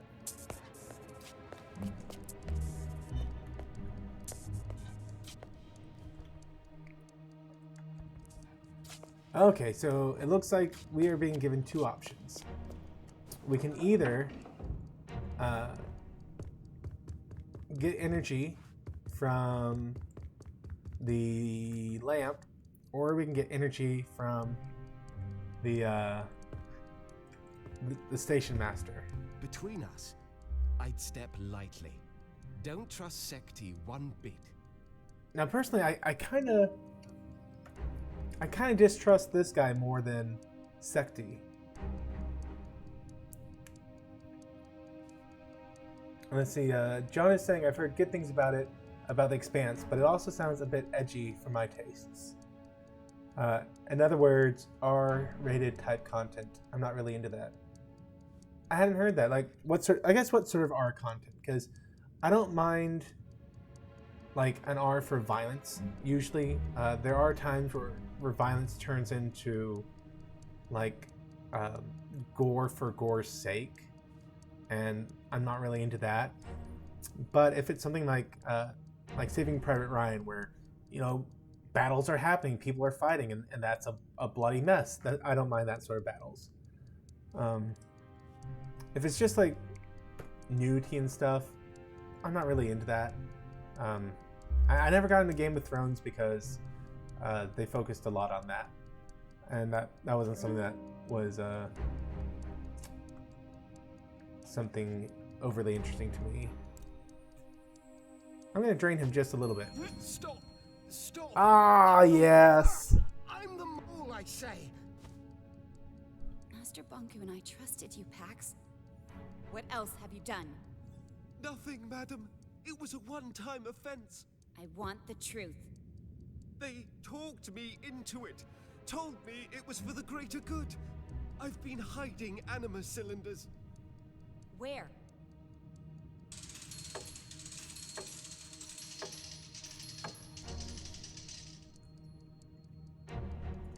Nice. So we gotta go all bad cop on him. And Conan's just saying, yeah, there is that adult material. And Sci-Fi saying, Clock seems uppity. Drain him. I find your lack of faith disturbing. And he wasn't joking around. Yeah, the mother load here. What's all this then? Someone's not liking us.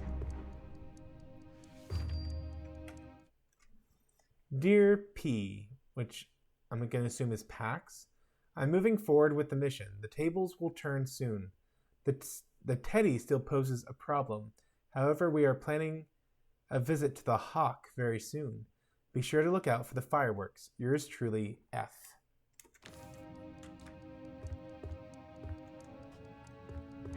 Dun dun dun.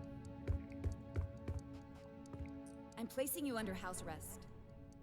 Secti will make sure you don't leave. You're not going to distill me? No, I'm not. You've been station master for as long as I can remember. I'll send you to work at the plant. I understand, Madam Enforcer. The plant. Why did I let them use me like that? So can I refill him? No. Well, that's an interesting little twist. That, I like that we didn't kill him.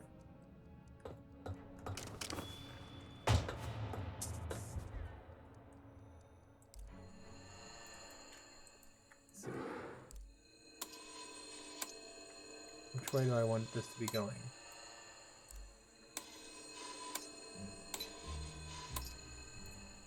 Okay, if I do that, it'll come in the bottom one and go out the top. Is that actually what I needed to do, though? I have no idea.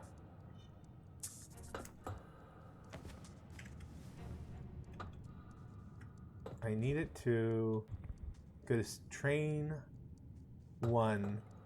And Sci-Fi Nation is saying, don't mess with tiny women in Chronos. She is rough. Yeah, she's not messing around here.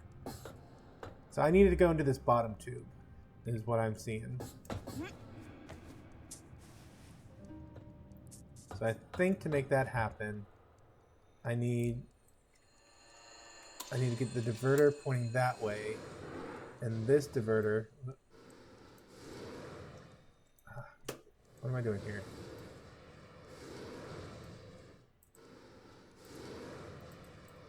Huh. Not close enough? Let's try this again. There we go. There we go. Okay, so that will take the energy from the top tube and move it down.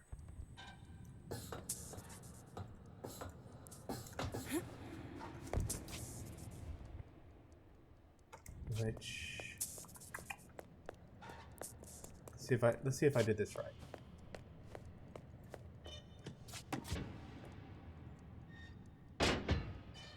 I did it right. There we go.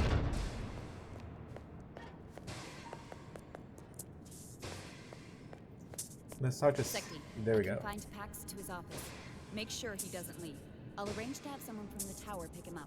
No need. I'll take care of that. I knew it was Pax. Should have distilled him. I'm dealing with this situation as I see fit. Don't let the rebels play on your sympathy, Madam Enforcer. You can't afford to show them any mercy. You don't need to worry about that.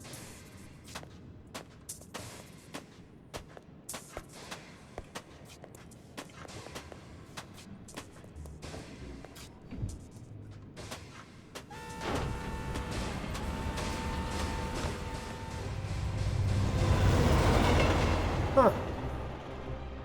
That's weird. They've been doing like this artistic style this whole time, and all of a sudden it looks like we went CG.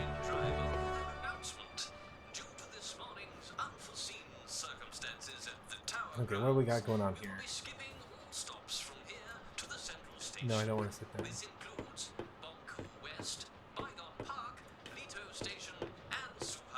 Cannot run? Nope.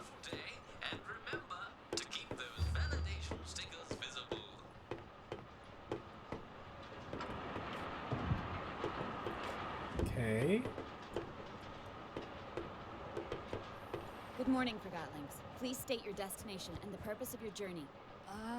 I just finished a night shift at the workshop. I'm going home. Man, I really feel like we're on a I've bad been guy reassigned team to here. town. Bonku is tightening security.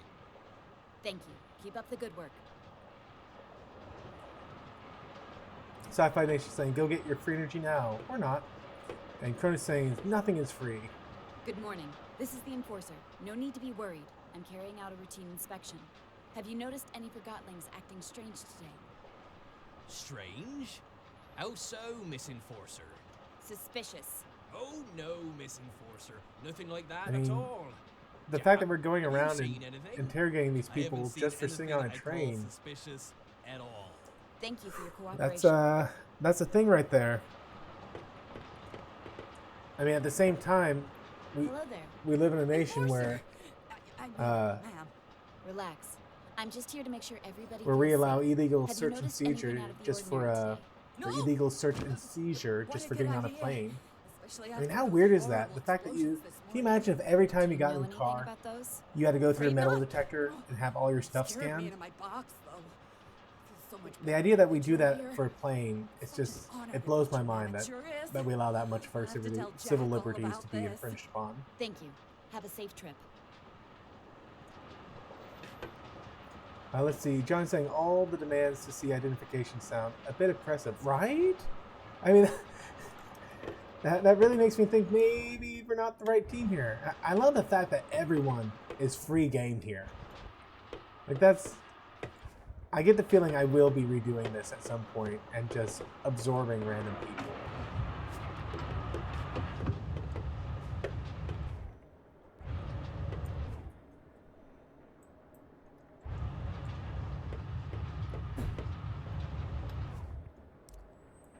I have no idea what this does, but we're going to do it anyway.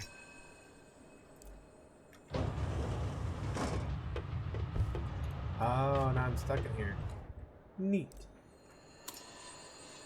And Sci-Fi Nation is saying, papers, please. I never played that game. That was a little too text-heavy for my taste.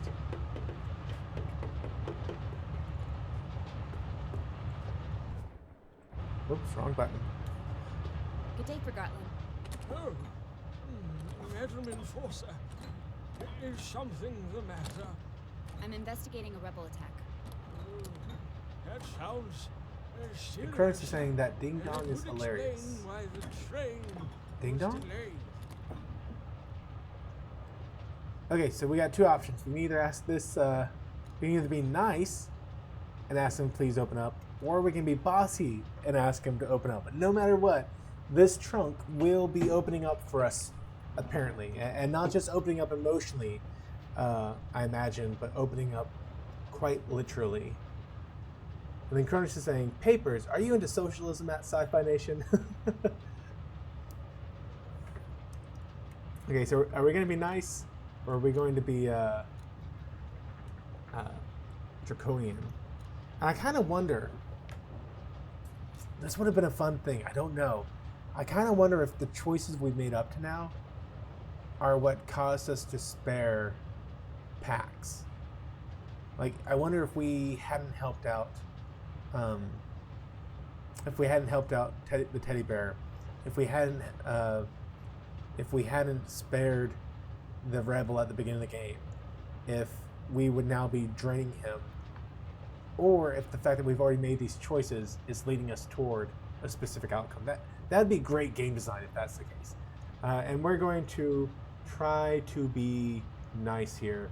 And Sci-Fi Nation is saying that was extreme nationalism as well, Kronos. Okay, so scoop this side. Please open up, sir. In light of the current security situation, I need to search you. Do I really have to?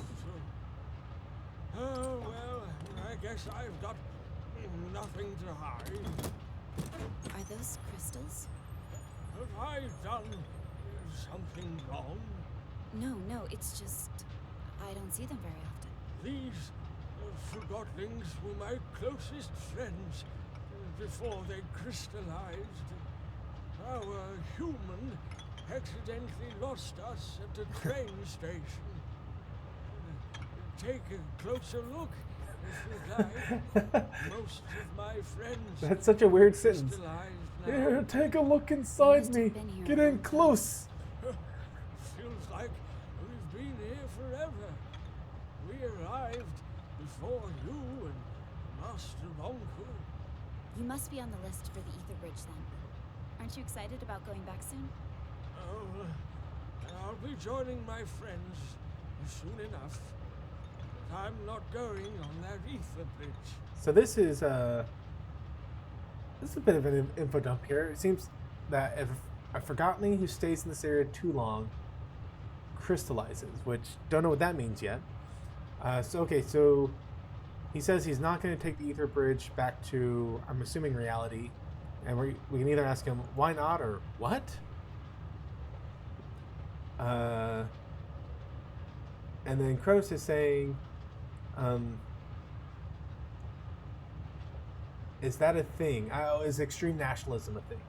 And Sci-Fi is pointing out Germany from 1933 to 45. Yeah, that was some... was it extreme nationalism? I mean, let me follow this sentence through here, lest you get the wrong idea. Was it extreme nationalism, or was it socialism parading as nationalism? I don't know. And so we gotta vote for why not. Why not? Why not? If you're not on the list, I can talk to Master Banku and put in a good word for you. That's very kind of you, dear, but no thank you. Are you refusing a ticket to the Ether? Is there anything else I can help you with? No, that should be everything. All right. If you'll excuse me, I'd like to take a nap before we arrive. Of course. Let's see. Sci-Fi Nation is saying, what do authorities, banks, liquor stores, almost anyone here ask you for? Identification, i.e. papers. Yeah, I always find it funny, or I've long found it funny, that people consider voter ID racist and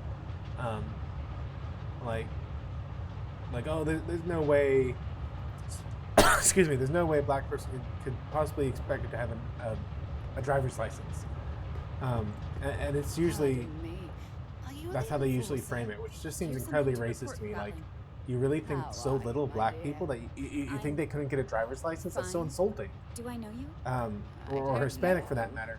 Do you?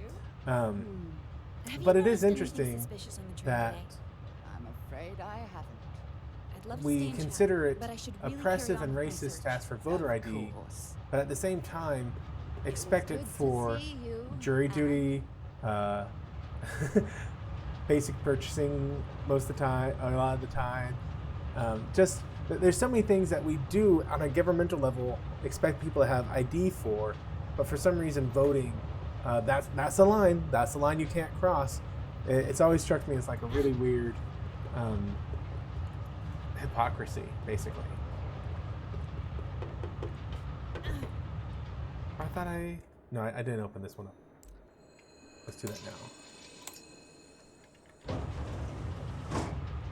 You're kind of saying, uh-oh, did I start a bit of hatred? No, not at all.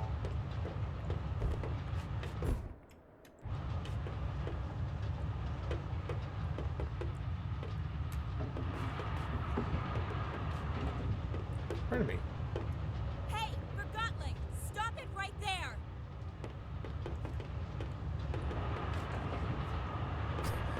I'm chasing after you, but I'm going to take a moment to Gotcha. examine my dress. Please show mercy, Madam Enforcer. Okay, show me your papers, or why did you run?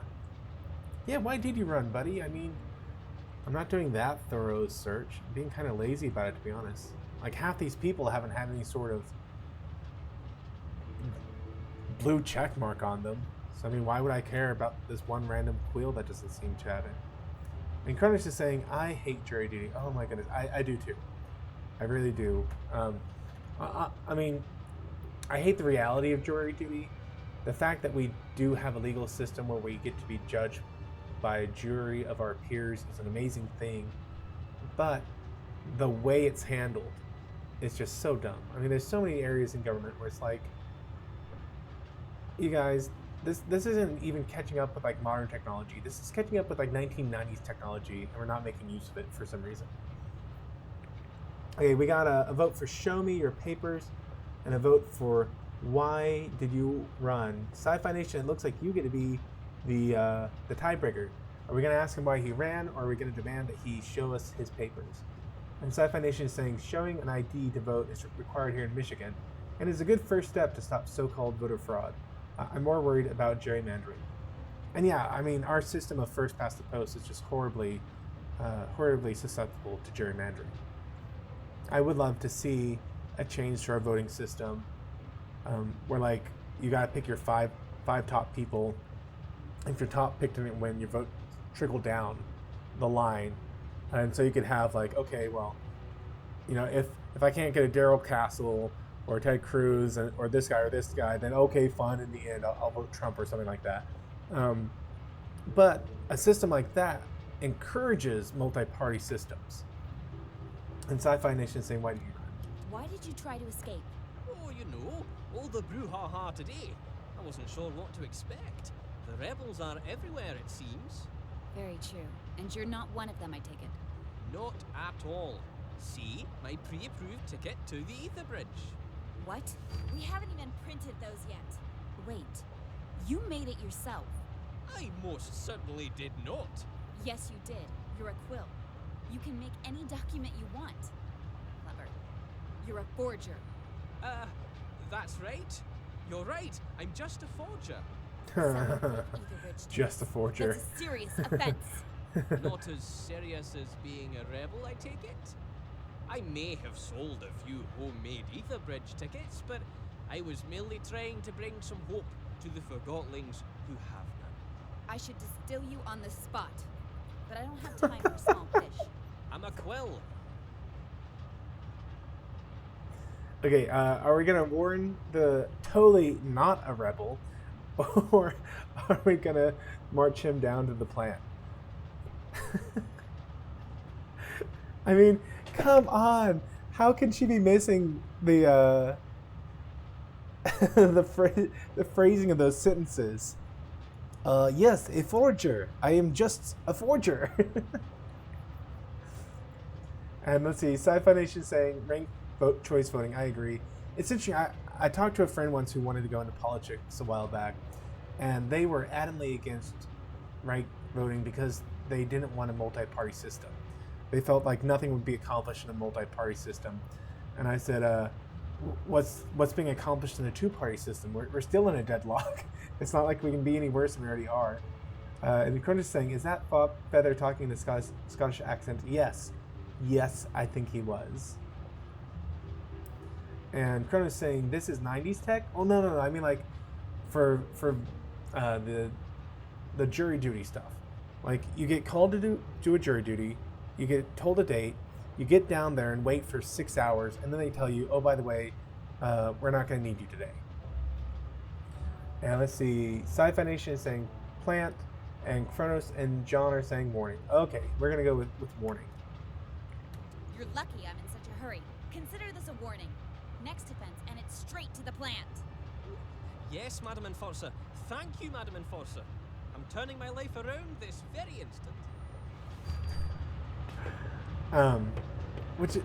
Which I get on the one hand because what they're doing is a lot of times what you have to have is the jury basically outside the door in order to get the person being tried to accept a plea bargain. Like until that moment, just for whatever reason, they think they're going to get off. And then once you hit that moment with the jury sitting outside, that's when the plea bargain actually like happens. Like for whatever reason, that's just the psychology of what happens. Do I not need to talk to the saxophone then? I guess they get off scot-free. But at the same time, it's one of those things like, there's no reason for me to spend 6 hours sitting somewhere. Like, we could do this so much electronically. And not just that aspect of it, but there are parts of the system where it's like, you get there and they say, okay, is there anyone who isn't eligible to be doing this right now? And it's like, why on earth are you asking this? You could be going through this electronically and save so many people the trouble of doing these questions right now.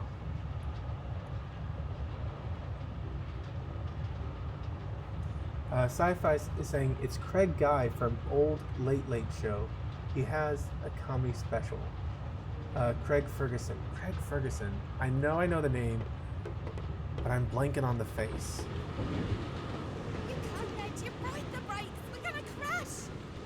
My orders are to make sure the Enforcer doesn't reach the central station. My orders are to make sure she does. And there she is, the Enforcer. Hey, get down here, you two. We have to jump. Are you crazy? If we stay here, we'll get this still for sure.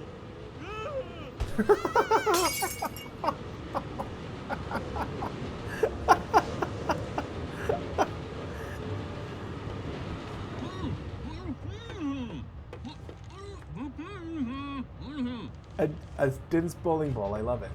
Oh, Madam Enforcer, am I happy to see you? 2 rebels have dismantled the brakes and jumped off the train. That's horrible. The central station is the end of the line. We'll crash for sure. Boom, kapow, smash. There must be a way to stop the train. The emergency brakes are in the engine room, just behind that door. We can't get in until the security system has been disabled from the locomotive. Leave that to me. Let's see, and then Kronos saying it's been a while that I saw him, and then John saying bowling ball suicide. Well, I'm sure the bowling ball was fine, but that base, that poor base. I hope I know what I'm doing. Me too.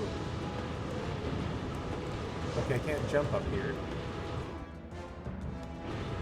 It seems that those crystal things, they absorb the anima from the atmosphere. That's interesting.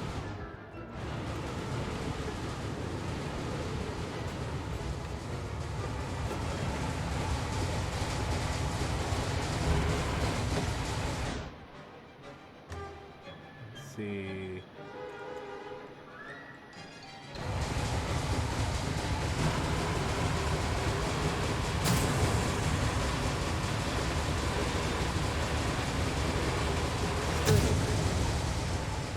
I don't feel like I'm doing anything.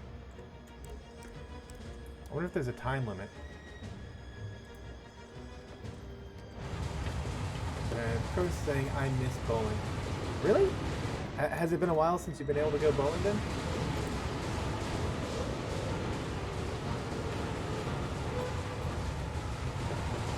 Okay, hold on a second.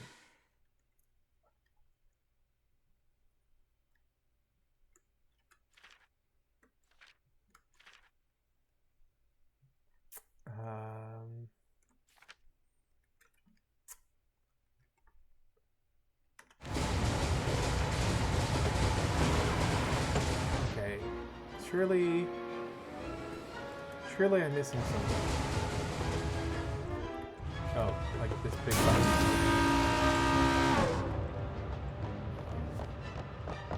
These are the emergency brakes. Well, what are you waiting for? I don't know how to use them. They're only in case of emergency. And we've never had an emergency before. Okay, so we can either call him a useless forgotling or I'll handle this. This guy is literally the people I had to work with out at the job site the week before Thanksgiving. They had one job. One job. You stand on the screen and you turn a dial next to the screen to increase or decrease the belt speed that was bringing sand into a box. For the life of them, they could not control this without dumping sand on the ground because they overfilled the box, or letting the box run dry, which was really bad for the process. They just couldn't figure it out. And it's like, guys, this is not a complicated system. I don't know anything about the process, but even I know, like right now, how I should be handling the situation. Just fine-tune adjustments. And then we're saying that I'll handle this. Step aside, Cherry. Don't worry. I'll take care of this. Thank you, Enforcer. Cronus is saying, didn't that dude from the Matrix be on Pee-wee? Pee-wee was never my scene. I have no idea whatsoever what Pee-wee did. Let's see. I don't like that sound. Stop talking. You're not helping. Okay, so I need to adjust each one of these. Let's see. Oh, you can manually pump the brakes down.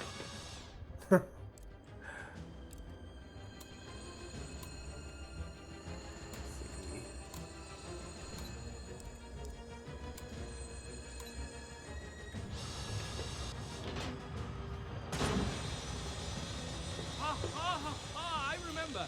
At engineer school, they told me that the brake pin has to be pushed through all 3 brake pads when they are down. Okay. Okay, so maybe if I do this guy.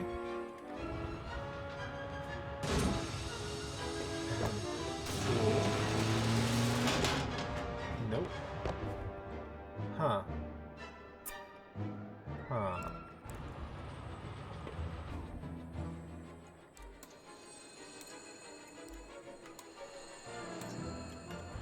Okay.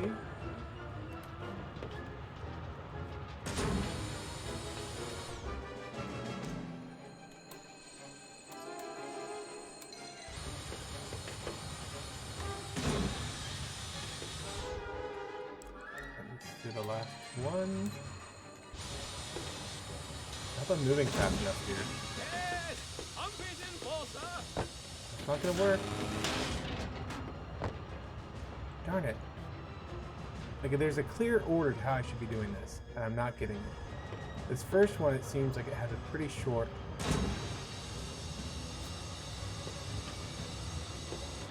See, that guy has a real short window for me to work with. Maybe the middle one. It's each time I do this, she like stands around for a second. It's like, you know, this is kind of important here. I'm going to say the music is so dramatic. Yeah, no joke.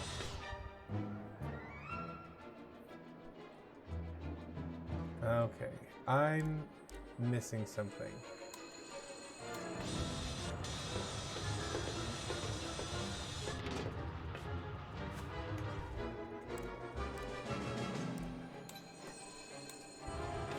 We'll give this a shot.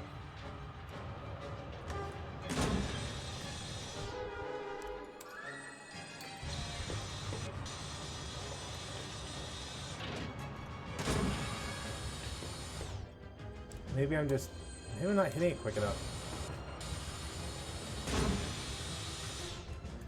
Like, she literally just stands there for a minute with me hitting the button away.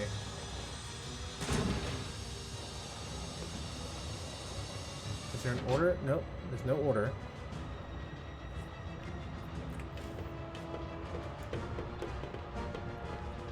Oh.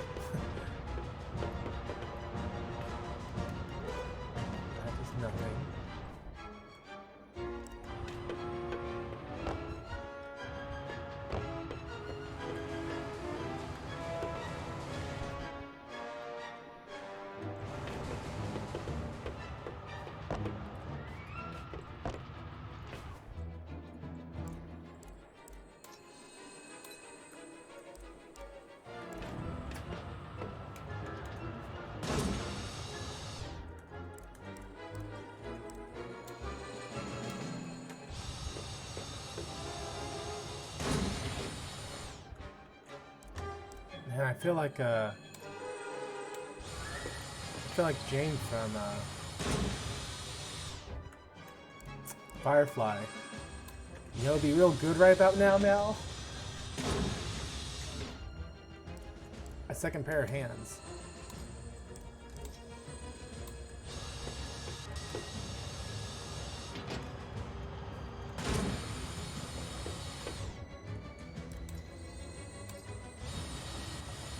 Let's see. Chrome's saying, what is my favorite band or song?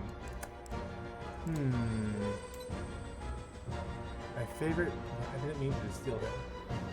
My favorite band or song? I have absolutely no idea. Holy crap, I am doing something just horribly wrong here, people.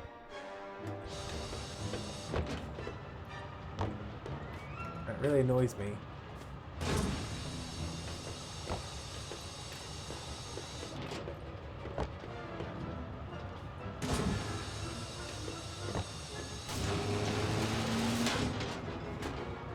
Wait, is this not even... Oh my goodness. I don't want to talk about what I think I just realized.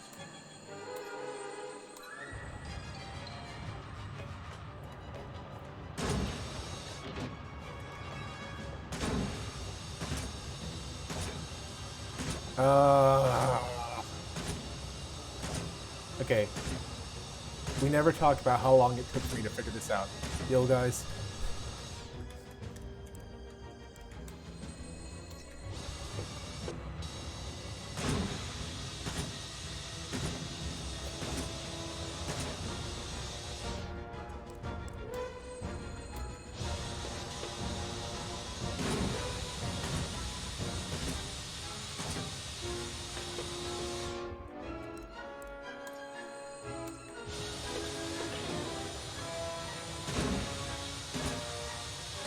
That should be enough. Let's do this real quick.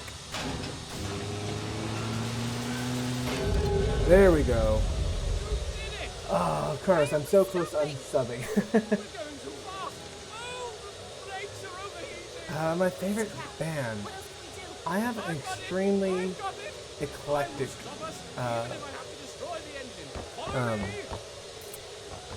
amount of music I listen to. Like, I do like a lot of ska kind of music.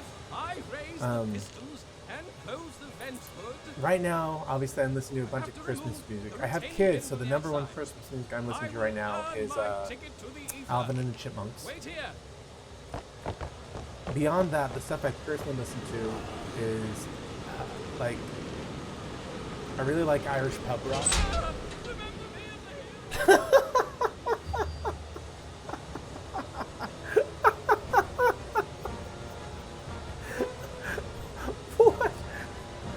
Oh my goodness.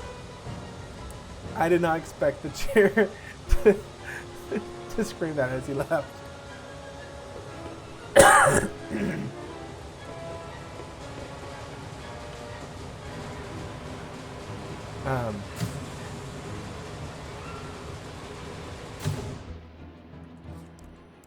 So yeah, I listen to a lot of Irish pub rock. I really enjoy that. And you know, I also listen to kind of some more traditional type music, Irish music, Gaelic music. I really enjoy. See, that's the problem with like Pandora. I don't really remember the name of the bands I actually listen to a lot of the time.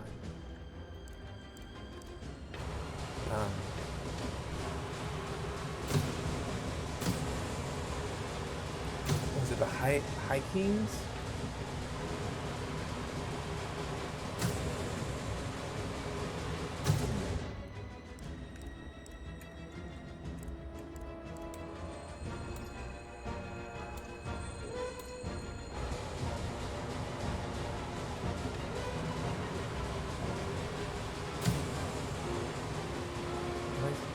Speeding up the engine right now? What's going on? Okay, I'm out of ether. I feel like they're giving me a limited number of tries to get this right. Oh, she's full? Thought we were empty.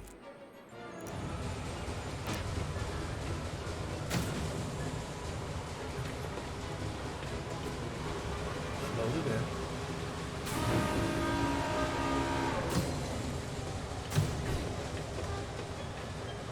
Oh, darn it.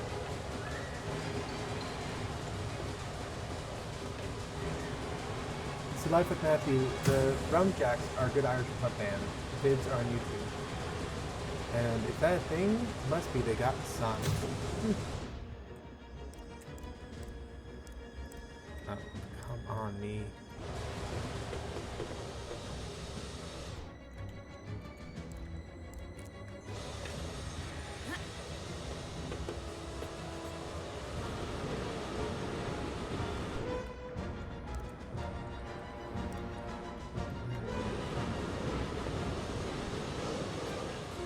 So I guess if I don't get it right on this next try, I lose? Let's try to get this preloaded here. So I think if I start with this guy,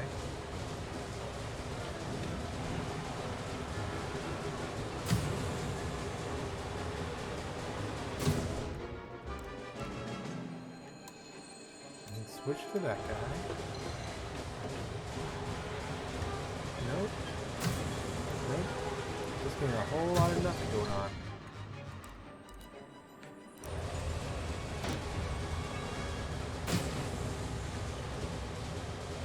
Kronos is saying, Life of Matthew, sign this. Assimilate this.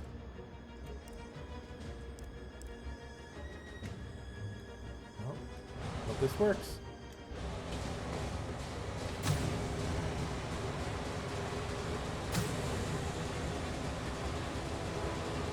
It did not. Well, I'm boned.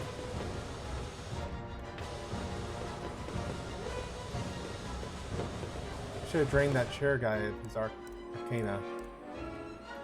Arca. His arca.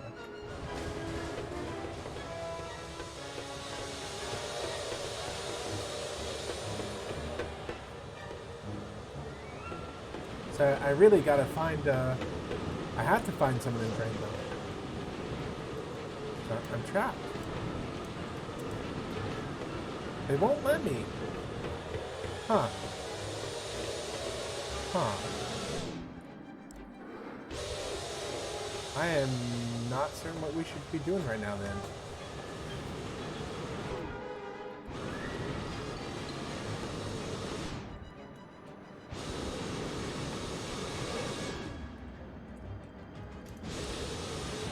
Sci-Fi Nation saying turn that valve. I mean, I thought so. I mean, now I can't turn anything. I run out of Arcana. Arca.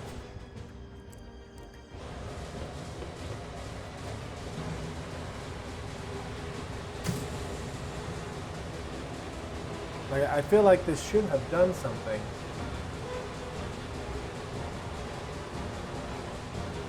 Like, I dumped the Arca into the reactor, but let's see, I exited to the main menu. That's the only thing I can think of.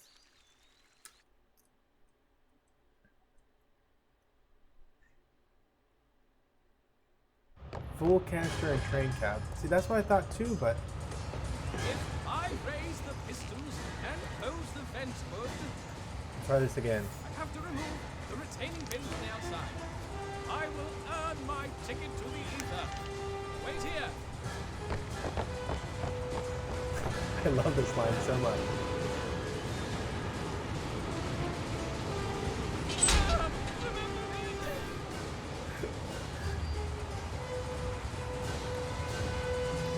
Okay.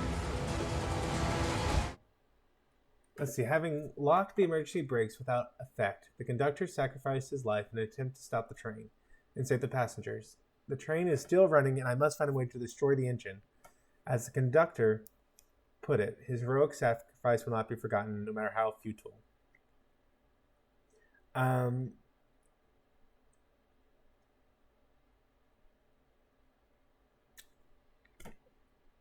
Sacrifice is a strong word for a chair. You know? Like, I'm really not feeling the whole sacrifice angle. When it's entirely possible, he could have just, like, lived when he landed. He's a chair.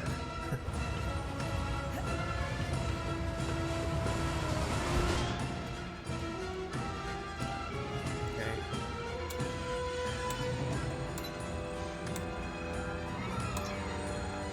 Maybe if I block it off. Let's try that.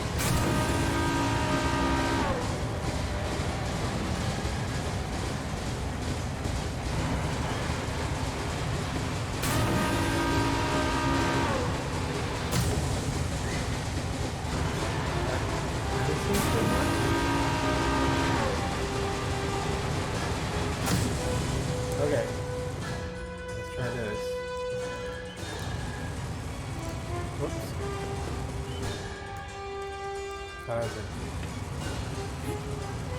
It respawned full before you reset the stage. It did!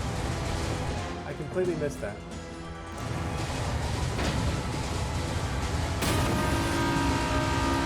Okay, now with everything locked down, I think that is...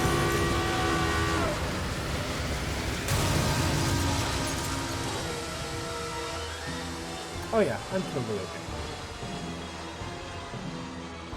Just a light explosion to the face. Nothing to worry about.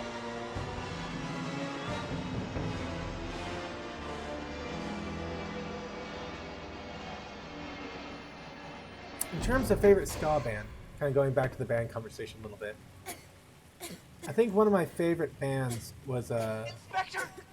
Another train has arrived! the Supertones and Five Iron Frenzy. There are some Christian ska bands, and they had some really fun music.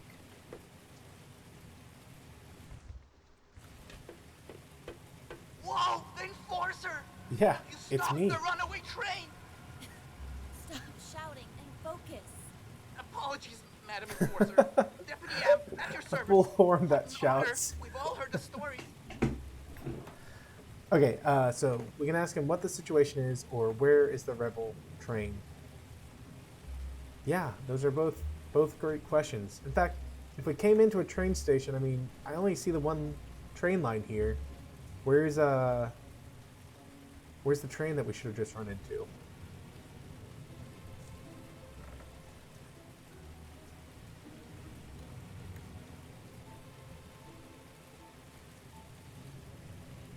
So what's the situation, or where is the rebel train? Where are your rebel friends now?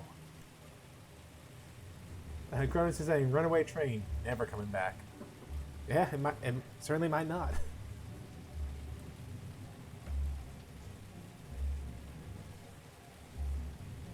And John's voting for, what's the situation? Alright, why not? Give me a status report. It's been a madhouse, ma'am. After the attack this morning, we locked down the entire station. But 2 unauthorized trains have arrived since.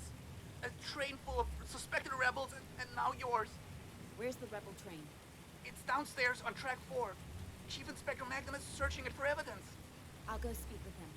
If you need anything, There you go, I'll be track the 4. transfer point. The rebels blew it up this morning, and this Chief Inspector wants me to give it a thorough search. Can you believe that? My first big case! Remember what I said about focusing? Yes, ma'am. Sorry, ma'am. I'm really enjoying the oddball humor in this game.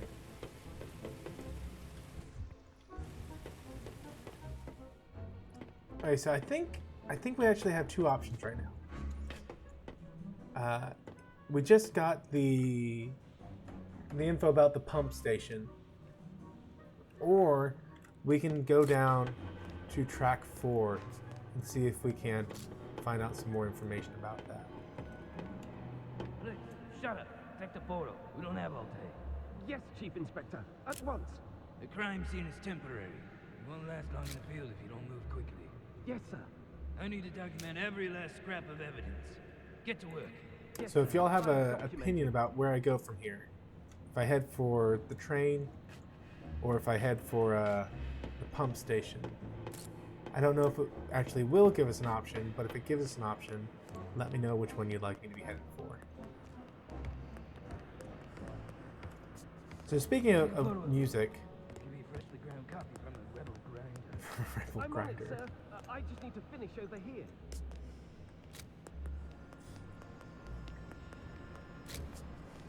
I gotta vote for track 4. Okay. One of the weirdest movies I ever watched is called The Cuckoo Clock Heart, and the whole plot of it was a boy's a baby, like his mom. I'm gonna go get that green sparkly thing and come back here.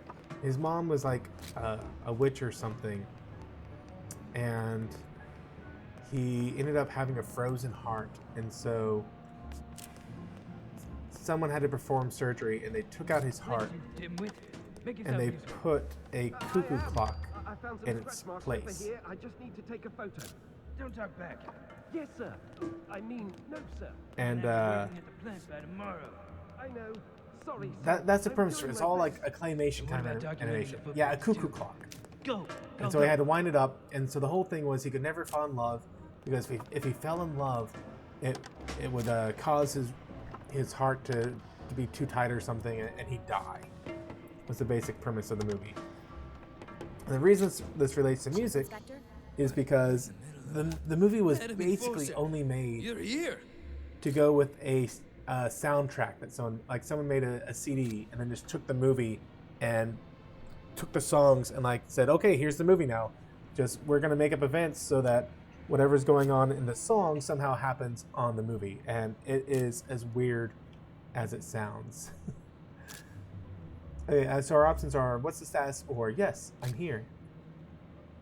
But like they just had like the movie itself was a weird premise, but the music that went along with it was really weird.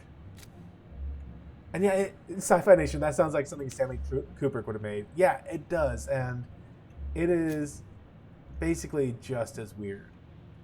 Like even right up to the end, it was such a weird way to end a movie. Which go watch it yourself if you want to see how it ends.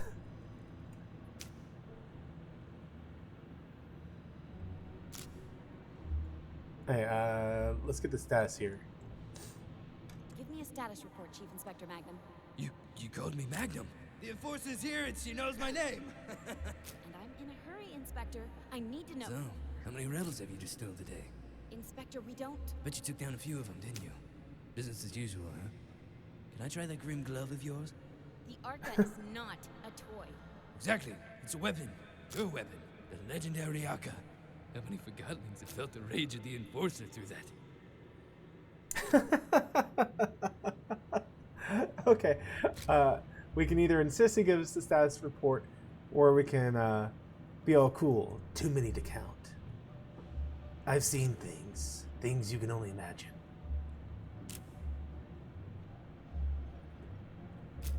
Also, this game is interesting in one, like, they're kind of picking some low-hanging fruit. And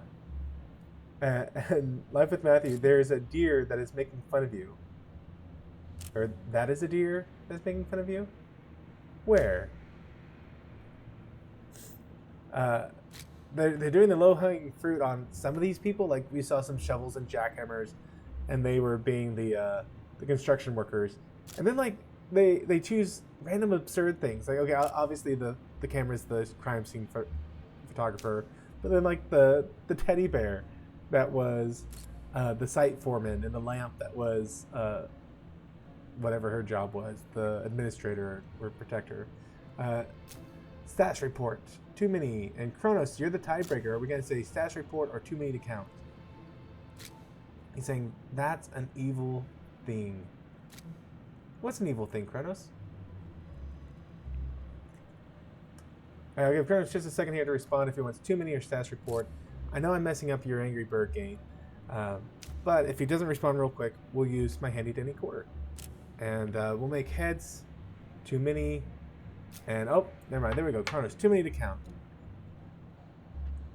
I don't have a number. Oh, I bet it's over 1,000. I really don't have time for this, Chief Inspector. You think I'm wasting your time? You're right, of course, Madam Enforcer. We'd better waste rebels instead of time. Let me tell you what happened. This morning, sheer chaos, of course. I even had to discharge a couple of rounds. After things calmed down, I started documenting everything. No piece of evidence is too small. Anything else? Yeah, during the attack this morning, I heard someone take orders from a tall Forgotton with a blonde wig. I think they called him Fig. Okay, there's our F. Doesn't ring a bell. Our F, that doesn't sound like a good sentence. Who knows how those rebels organize themselves? I wouldn't be surprised if they didn't have a leader at all.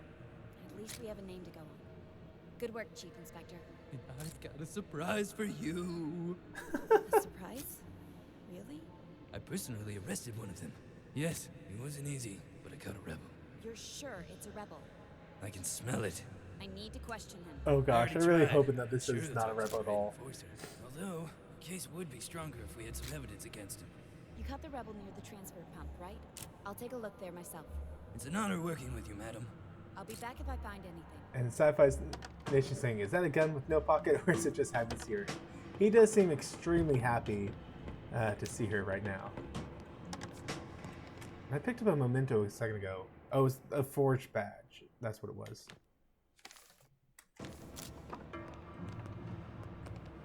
Okay, let's head up to the pumping station.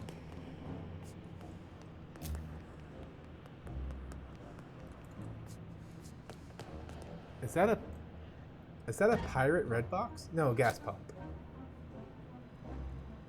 A smoking pirate gas pump. I'm loving this game. What's behind that door?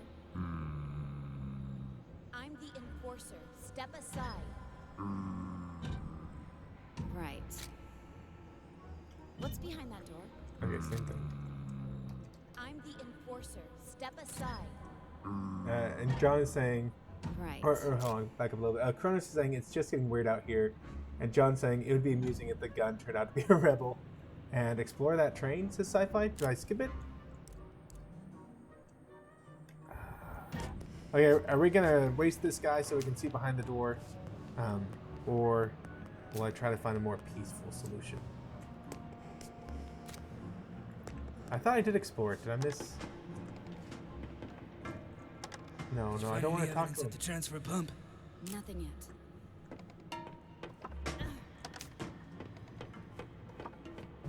Okay, yeah. So there's nothing more we could explore there.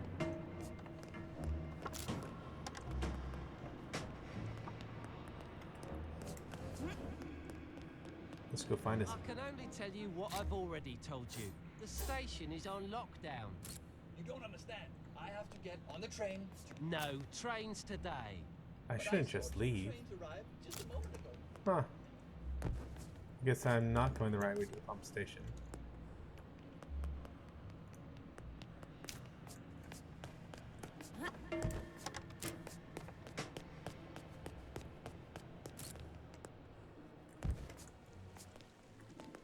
You searched this place for evidence? I did. I mean, I searched it pretty good. Oh, and he's also a cop. Oh my goodness, this game.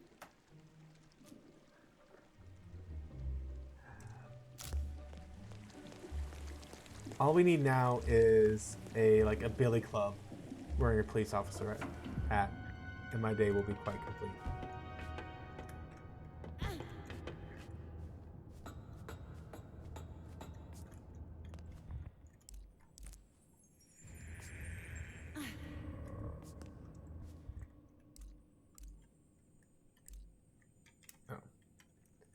Okay, so I took it from the wrong spot.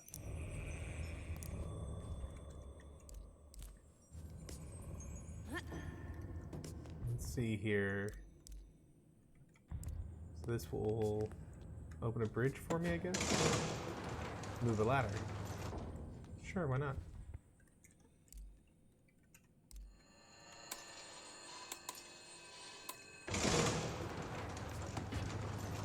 That's why not.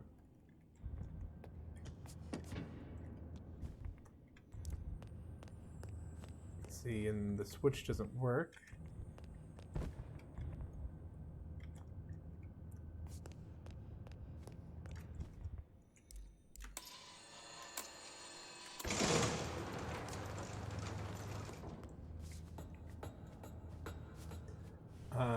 Let's see. Drain the gas pump explosion waiting to happen. It really is a smoking gas pump. And gas pumps are a thing? There are pieces of broken glass here and footprints. Forgottlings always leave traces.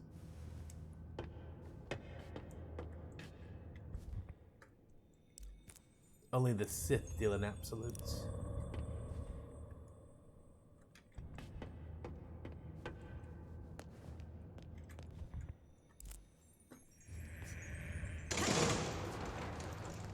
Let's see.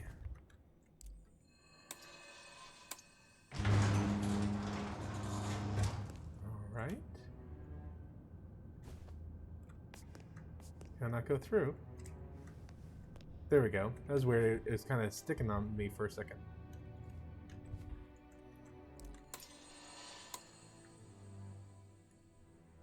Thank you for saying life with Matthew. I ask a lot of questions. Ask away. I have no problems with questions. And if I do, I just won't answer them. Won't offend me at all. Which is not a challenge. You don't have to test that.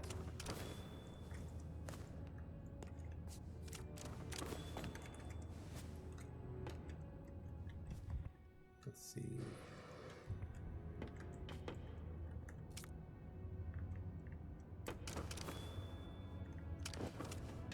That did not work. Okay, here we go.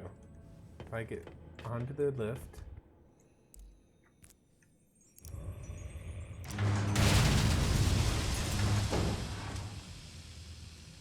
Scrap. There has to be another way out. Let's see. My arc isn't charged.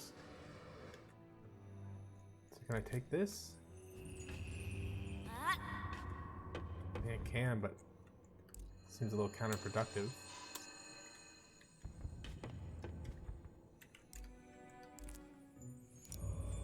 This game is doing a great job of making the most out of what is so far a very limited like design option. Like just you can drain something of Arca or put Arca into something. They are really just making the most out of whoa. You're gonna make me go down and get an Arca game.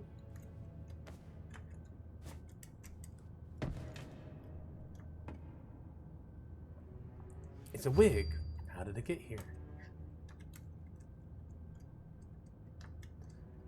Chief Inspector Magnum did mention something about a wig.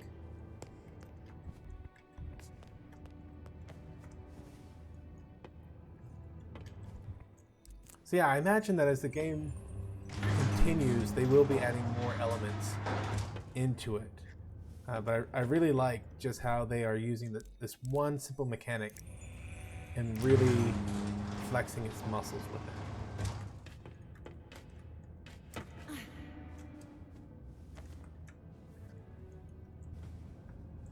And Sci-Fi Nation saying Kronos is a thing. He starred in cheesy sci-fi B movies in the 50s. And Sci-Fi Nation, or Kronos is saying, I so very much love cheese.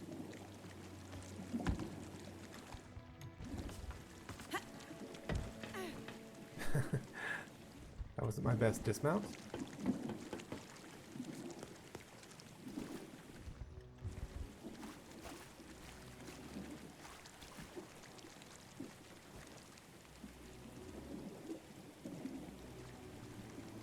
Is that the tower we started at? I guess now we're seeing things from the opposite side. Same view, I guess? Huh. Okay.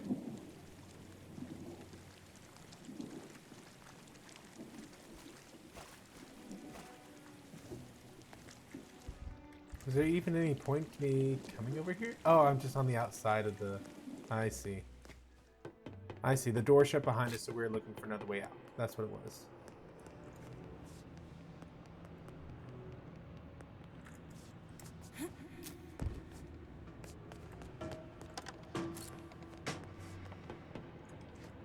think I found the wig you mentioned. Now this is real police work. I hope you're taking notes, Blitz. Now that the Forgottonlings under my command have hair, it has to be a rebel wig. Where did you find it?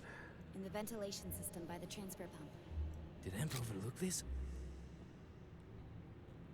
Okay, so we can amp as an amplifier. Oh my goodness. I'm not sure how much more of this I can take. Okay, we can either say that, yes, the deputy missed it, or that's not important. Which, I mean, come on, I mean, it was like 30 feet up in the air. Of course he missed it. He's a megaphone.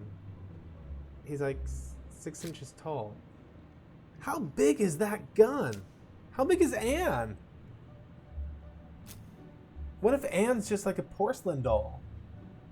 This whole time I've been assuming Anne's a human, but what if it turns out Anne is just like a Barbie doll or something, and that's why the gun is so huge next to her? But then why would the lamp have been... I guess it could have been a toy lamp. I might be overthinking things again.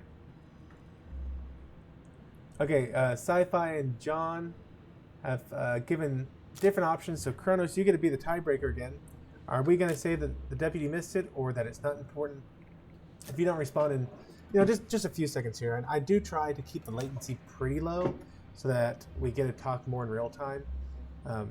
Which fortunately, recently I got an upgrade to my internet. I've been waiting for years for them to upgrade the internet where I live, and they finally upgraded it. And it's wonderful. I enjoy it. I did have a fun thing where on Wednesday they clearly pushed out a update to the routers that we connect into. And Cronus is saying, "Sci-Fi Nation, how dare you?" And that's not important. Okay, we're going with that's not important. So they pushed out this update, You can discuss that with and it Deputy Amp broke later if you wish. my internet for the weekend, basically. Sloppy bullhorn. Maybe you should give him a taste of your haka. I want to question the rebel. Where are you keeping him? In the basement. Sergeant Plumbum is guarding the door. Just tell him Cobra and he'll move. I will. I'll finish up here and join you in a moment. Oh, he's a sergeant. Well, I'm glad we didn't train his Arca. That would have been awkward. So yeah, we have a static IP because I need to be able to connect to my home network from when I'm out on job sites. Cobra, you big brute. Plumbum no trust girl creature.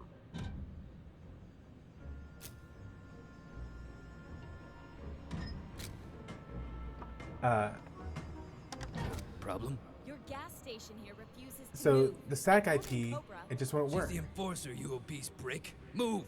I had to go to DHCP assigned addresses, and then it started working again. I'm terribly But I had a guy come out here today, and when the official internet guy came out, and he saw the same problem, he called in the head, not tech desk, but like the actual IT people, and they still didn't believe him. Like, it took him half an hour for them to believe him that the problem was on their end. And so in the end, they gave me a new IP address, and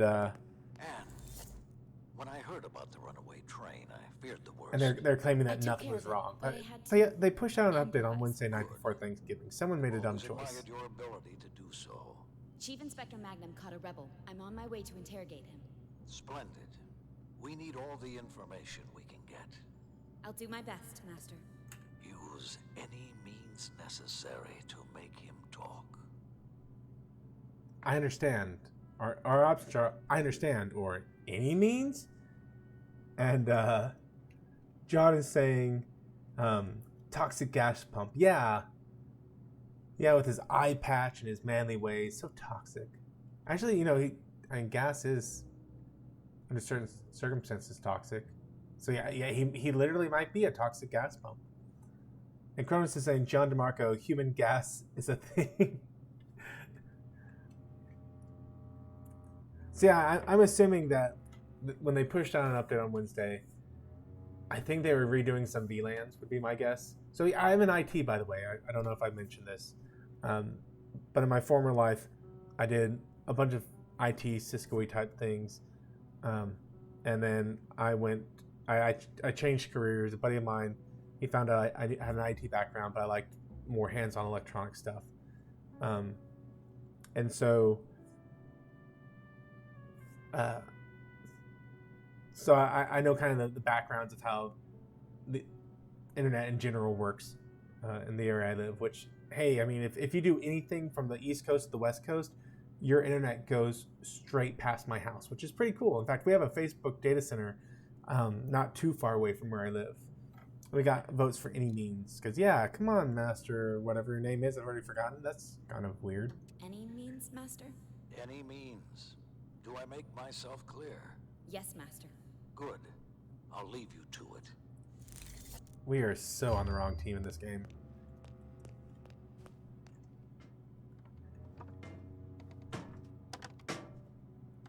And Sci-Fi Nation is saying, so you do what Bird used to? I've probably been too nice myself. I'm sure I can learn a lot from you. I'll see what I can do. Yeah, you know, I think we kind of operate in the same general IT worlds. Are you ready to talk? I'm always open for a chat. Oh my goodness, You know it's who a I am? speaker. This is great. You're the enforcer. Oh, I'm sorry. Am I supposed to scream in terror when I see you? Oh, now we're into full-on... Did we just... Okay, no, I thought we were going to a full-on cutscene. But yeah, I mean, Bird and I think we kind of do the same basic stuff, or we used to at least. So we can either threaten him and say you should, or we can be good cop and say let's just talk.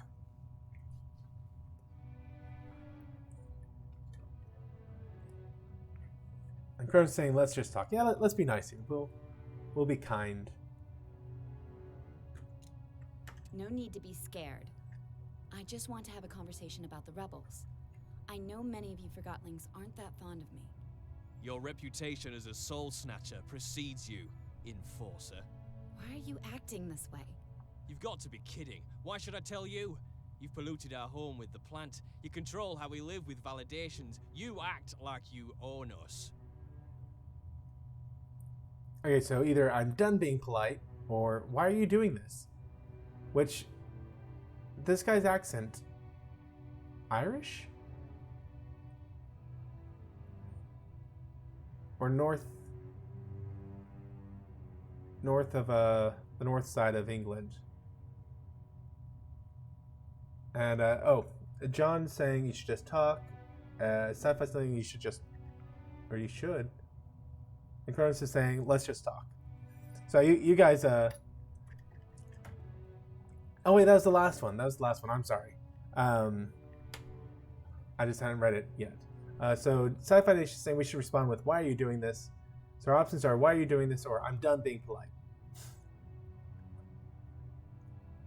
Okay, so why are you doing this, buddy? Come on, I'm the good cop. Why are you defending the rebels? They're endangering the lives of all your fellow Forgottlings. Don't they deserve to go home? When Forgottlings arrive from the ether, they are set free from ownership. We don't believe in going home, as you call it. All this rebel activity is orchestrated by someone. I want to know who the rebel leader is. We're decentralized anarchists, free from ownership. We need no master, unlike you. Yeah, we can either say that we found a wig, or I know about Fig. Which, I like that they rhyme. I laugh at anarchy a little bit. I saw an interesting video a while back that talked about how ultimately there are only two kinds of government. And that everything else is a transition from one form of government to another. And they were pointing out that, you know, I don't know if I entirely buy into his theory, but it was well presented. It was a good video. Cronus is saying, what's a fig or a wig? So Fig is the name of the, or at least we believe Fig to be the name of the rebel we've been chasing. The one who was working with Pax back at the train station. And then Wig is, you know, what we found while we were crawling through the pump station. And Sci-Fi Nation is voting for Fig.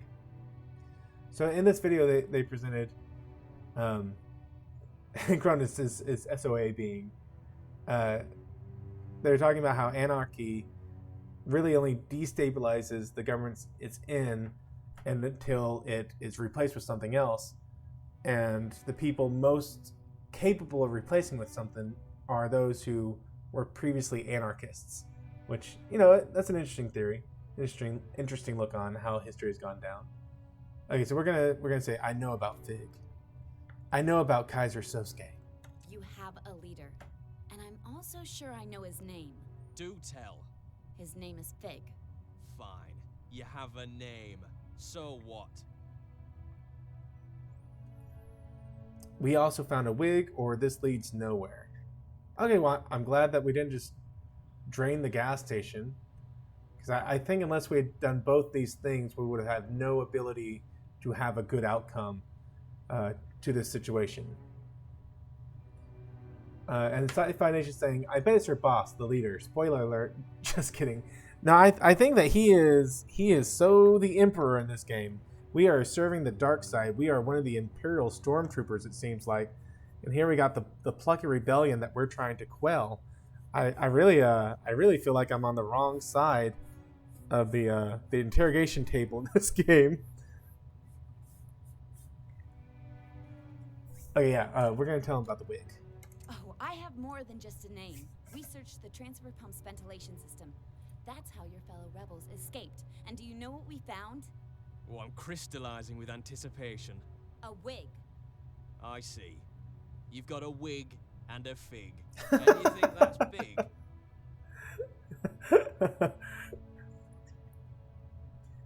Cronus is saying, what is Kaiser Sosuke? You need to go watch the Usual Suspects. I'm not going to ruin 1 ounce of that movie. Go watch the Usual Suspects. It's great. So our options are Fig is the leader, or I'm not sure. I think I want to press him. I think I would want to say that we know that Fig is the leader, which, you know, maybe we don't know that Fig is the leader. Maybe it turns out that he's just, you know, a lackey. But still, I'd want to press the issue. And Cronus is saying Figget. Oh man, that makes me think of the Fig Newton commercials from back in the day. Which I don't know if that just dated me a lot. And Sci-Fi Nation is saying, not sure. Ooh, John, you gonna be our tiebreaker. I'm not sure. Okay, here we go. Well, it certainly proves something. Oh, this must be embarrassing for you. Forget it. This is going nowhere. Of course not. A freedom fighter never betrays his comrades. You still call them friends? They left you here, remember? Where do you think they are now? Couldn't tell you even if I wanted to. I'm not important enough to be allowed in the sanctuary. Cronus is saying, forgive my trespasses. Of course, my child. I forgive your trespasses. At least in terms of movie stuff. I don't think I have the authority to forgive your actual trespasses. Okay, let's see. How did you find the rebels? Or you've been there, liar. And I think we're gonna have a lot of questions. So the first person who responds for this bit, I'm gonna select their stuff because after this interrogation, it's getting pretty late. And we're gonna wrap this up. So first person to respond is who we're gonna go with on these. So are we gonna say how did you find the rebels? Or are we going to accuse them of you've been there, liar? And Sci-Fi Nation with a response, how did you find the rebels? If you've never been to the sanctuary, as you call it, how did you find the rebels? I didn't find them. They found me. Where did they find you? I'm not betraying my friends, no matter how hard you try. And I know this is hard for you, or spill it out, which I bet if we do spill it out, we start to use the any means necessary. Which, now this has got me wondering, if we hadn't used the Arca wrist thing on Pax, I wonder if they would be as antagonistic toward us right now. I'm dying to know how much of our choices impacts the flow of this game.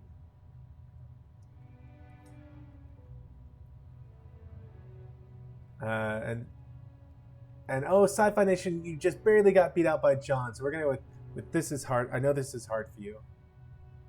I know how hard this must be for you, but we both want to see this conflict end. So why don't you tell me where I can find the rebel leader, and I'll find the best solution for all of us. I'll even let you go. I want to believe that you... All I need is the name of the place where you met Fig. Mr. Fig, as many call him, often hangs out at a bar downtown called Scrappers. You know, where they record Realm Radio. The old theater? Yeah, the entrance is in there. Here, take this ticket.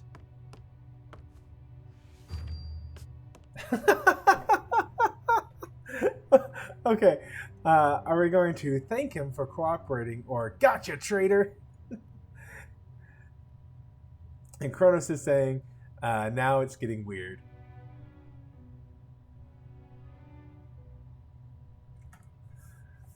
Oh, I'm loving just the absurdities of this. But no, so far it's being a real fun game.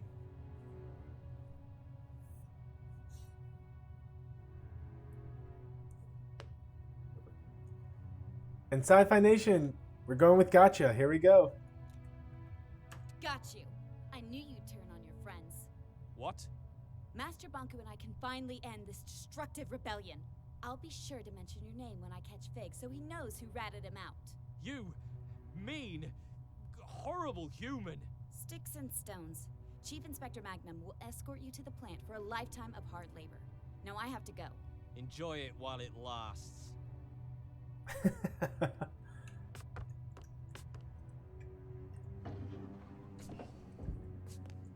I'm leaving. That was masterful work in there. Thank you, Chief Inspector. I will continue the investigation at the theater. Maybe I should come with you, in case you need backup. That won't be necessary. Oh, of course. Now stay here and guard the main station in case the rebels return, Madam Enforcer. Okay, that is where we're going to go ahead and wrap things up. Master, oh, wait, here we go. I'm headed to the old theater. It's connected to the rebels somehow. Excellent. Soon the rebels will have no place left to hide. Master, can I ask, why can't the rebels see we're doing our best to help them? Do not take everything Forgottonlings say at face value. Our home is the ether. You and I, Anne, with our own kin. Forgottonlings are only things. The rebels might try to manipulate you into thinking otherwise, but don't be fooled. Now, you better get going. The theater is in the upper streets. That district may not be safe anymore. Be careful, Anne. I will. All right, there we go. See you soon. Don't be a stranger. This is a fun game so far. I'm enjoying it. It definitely has a unique sense of humor.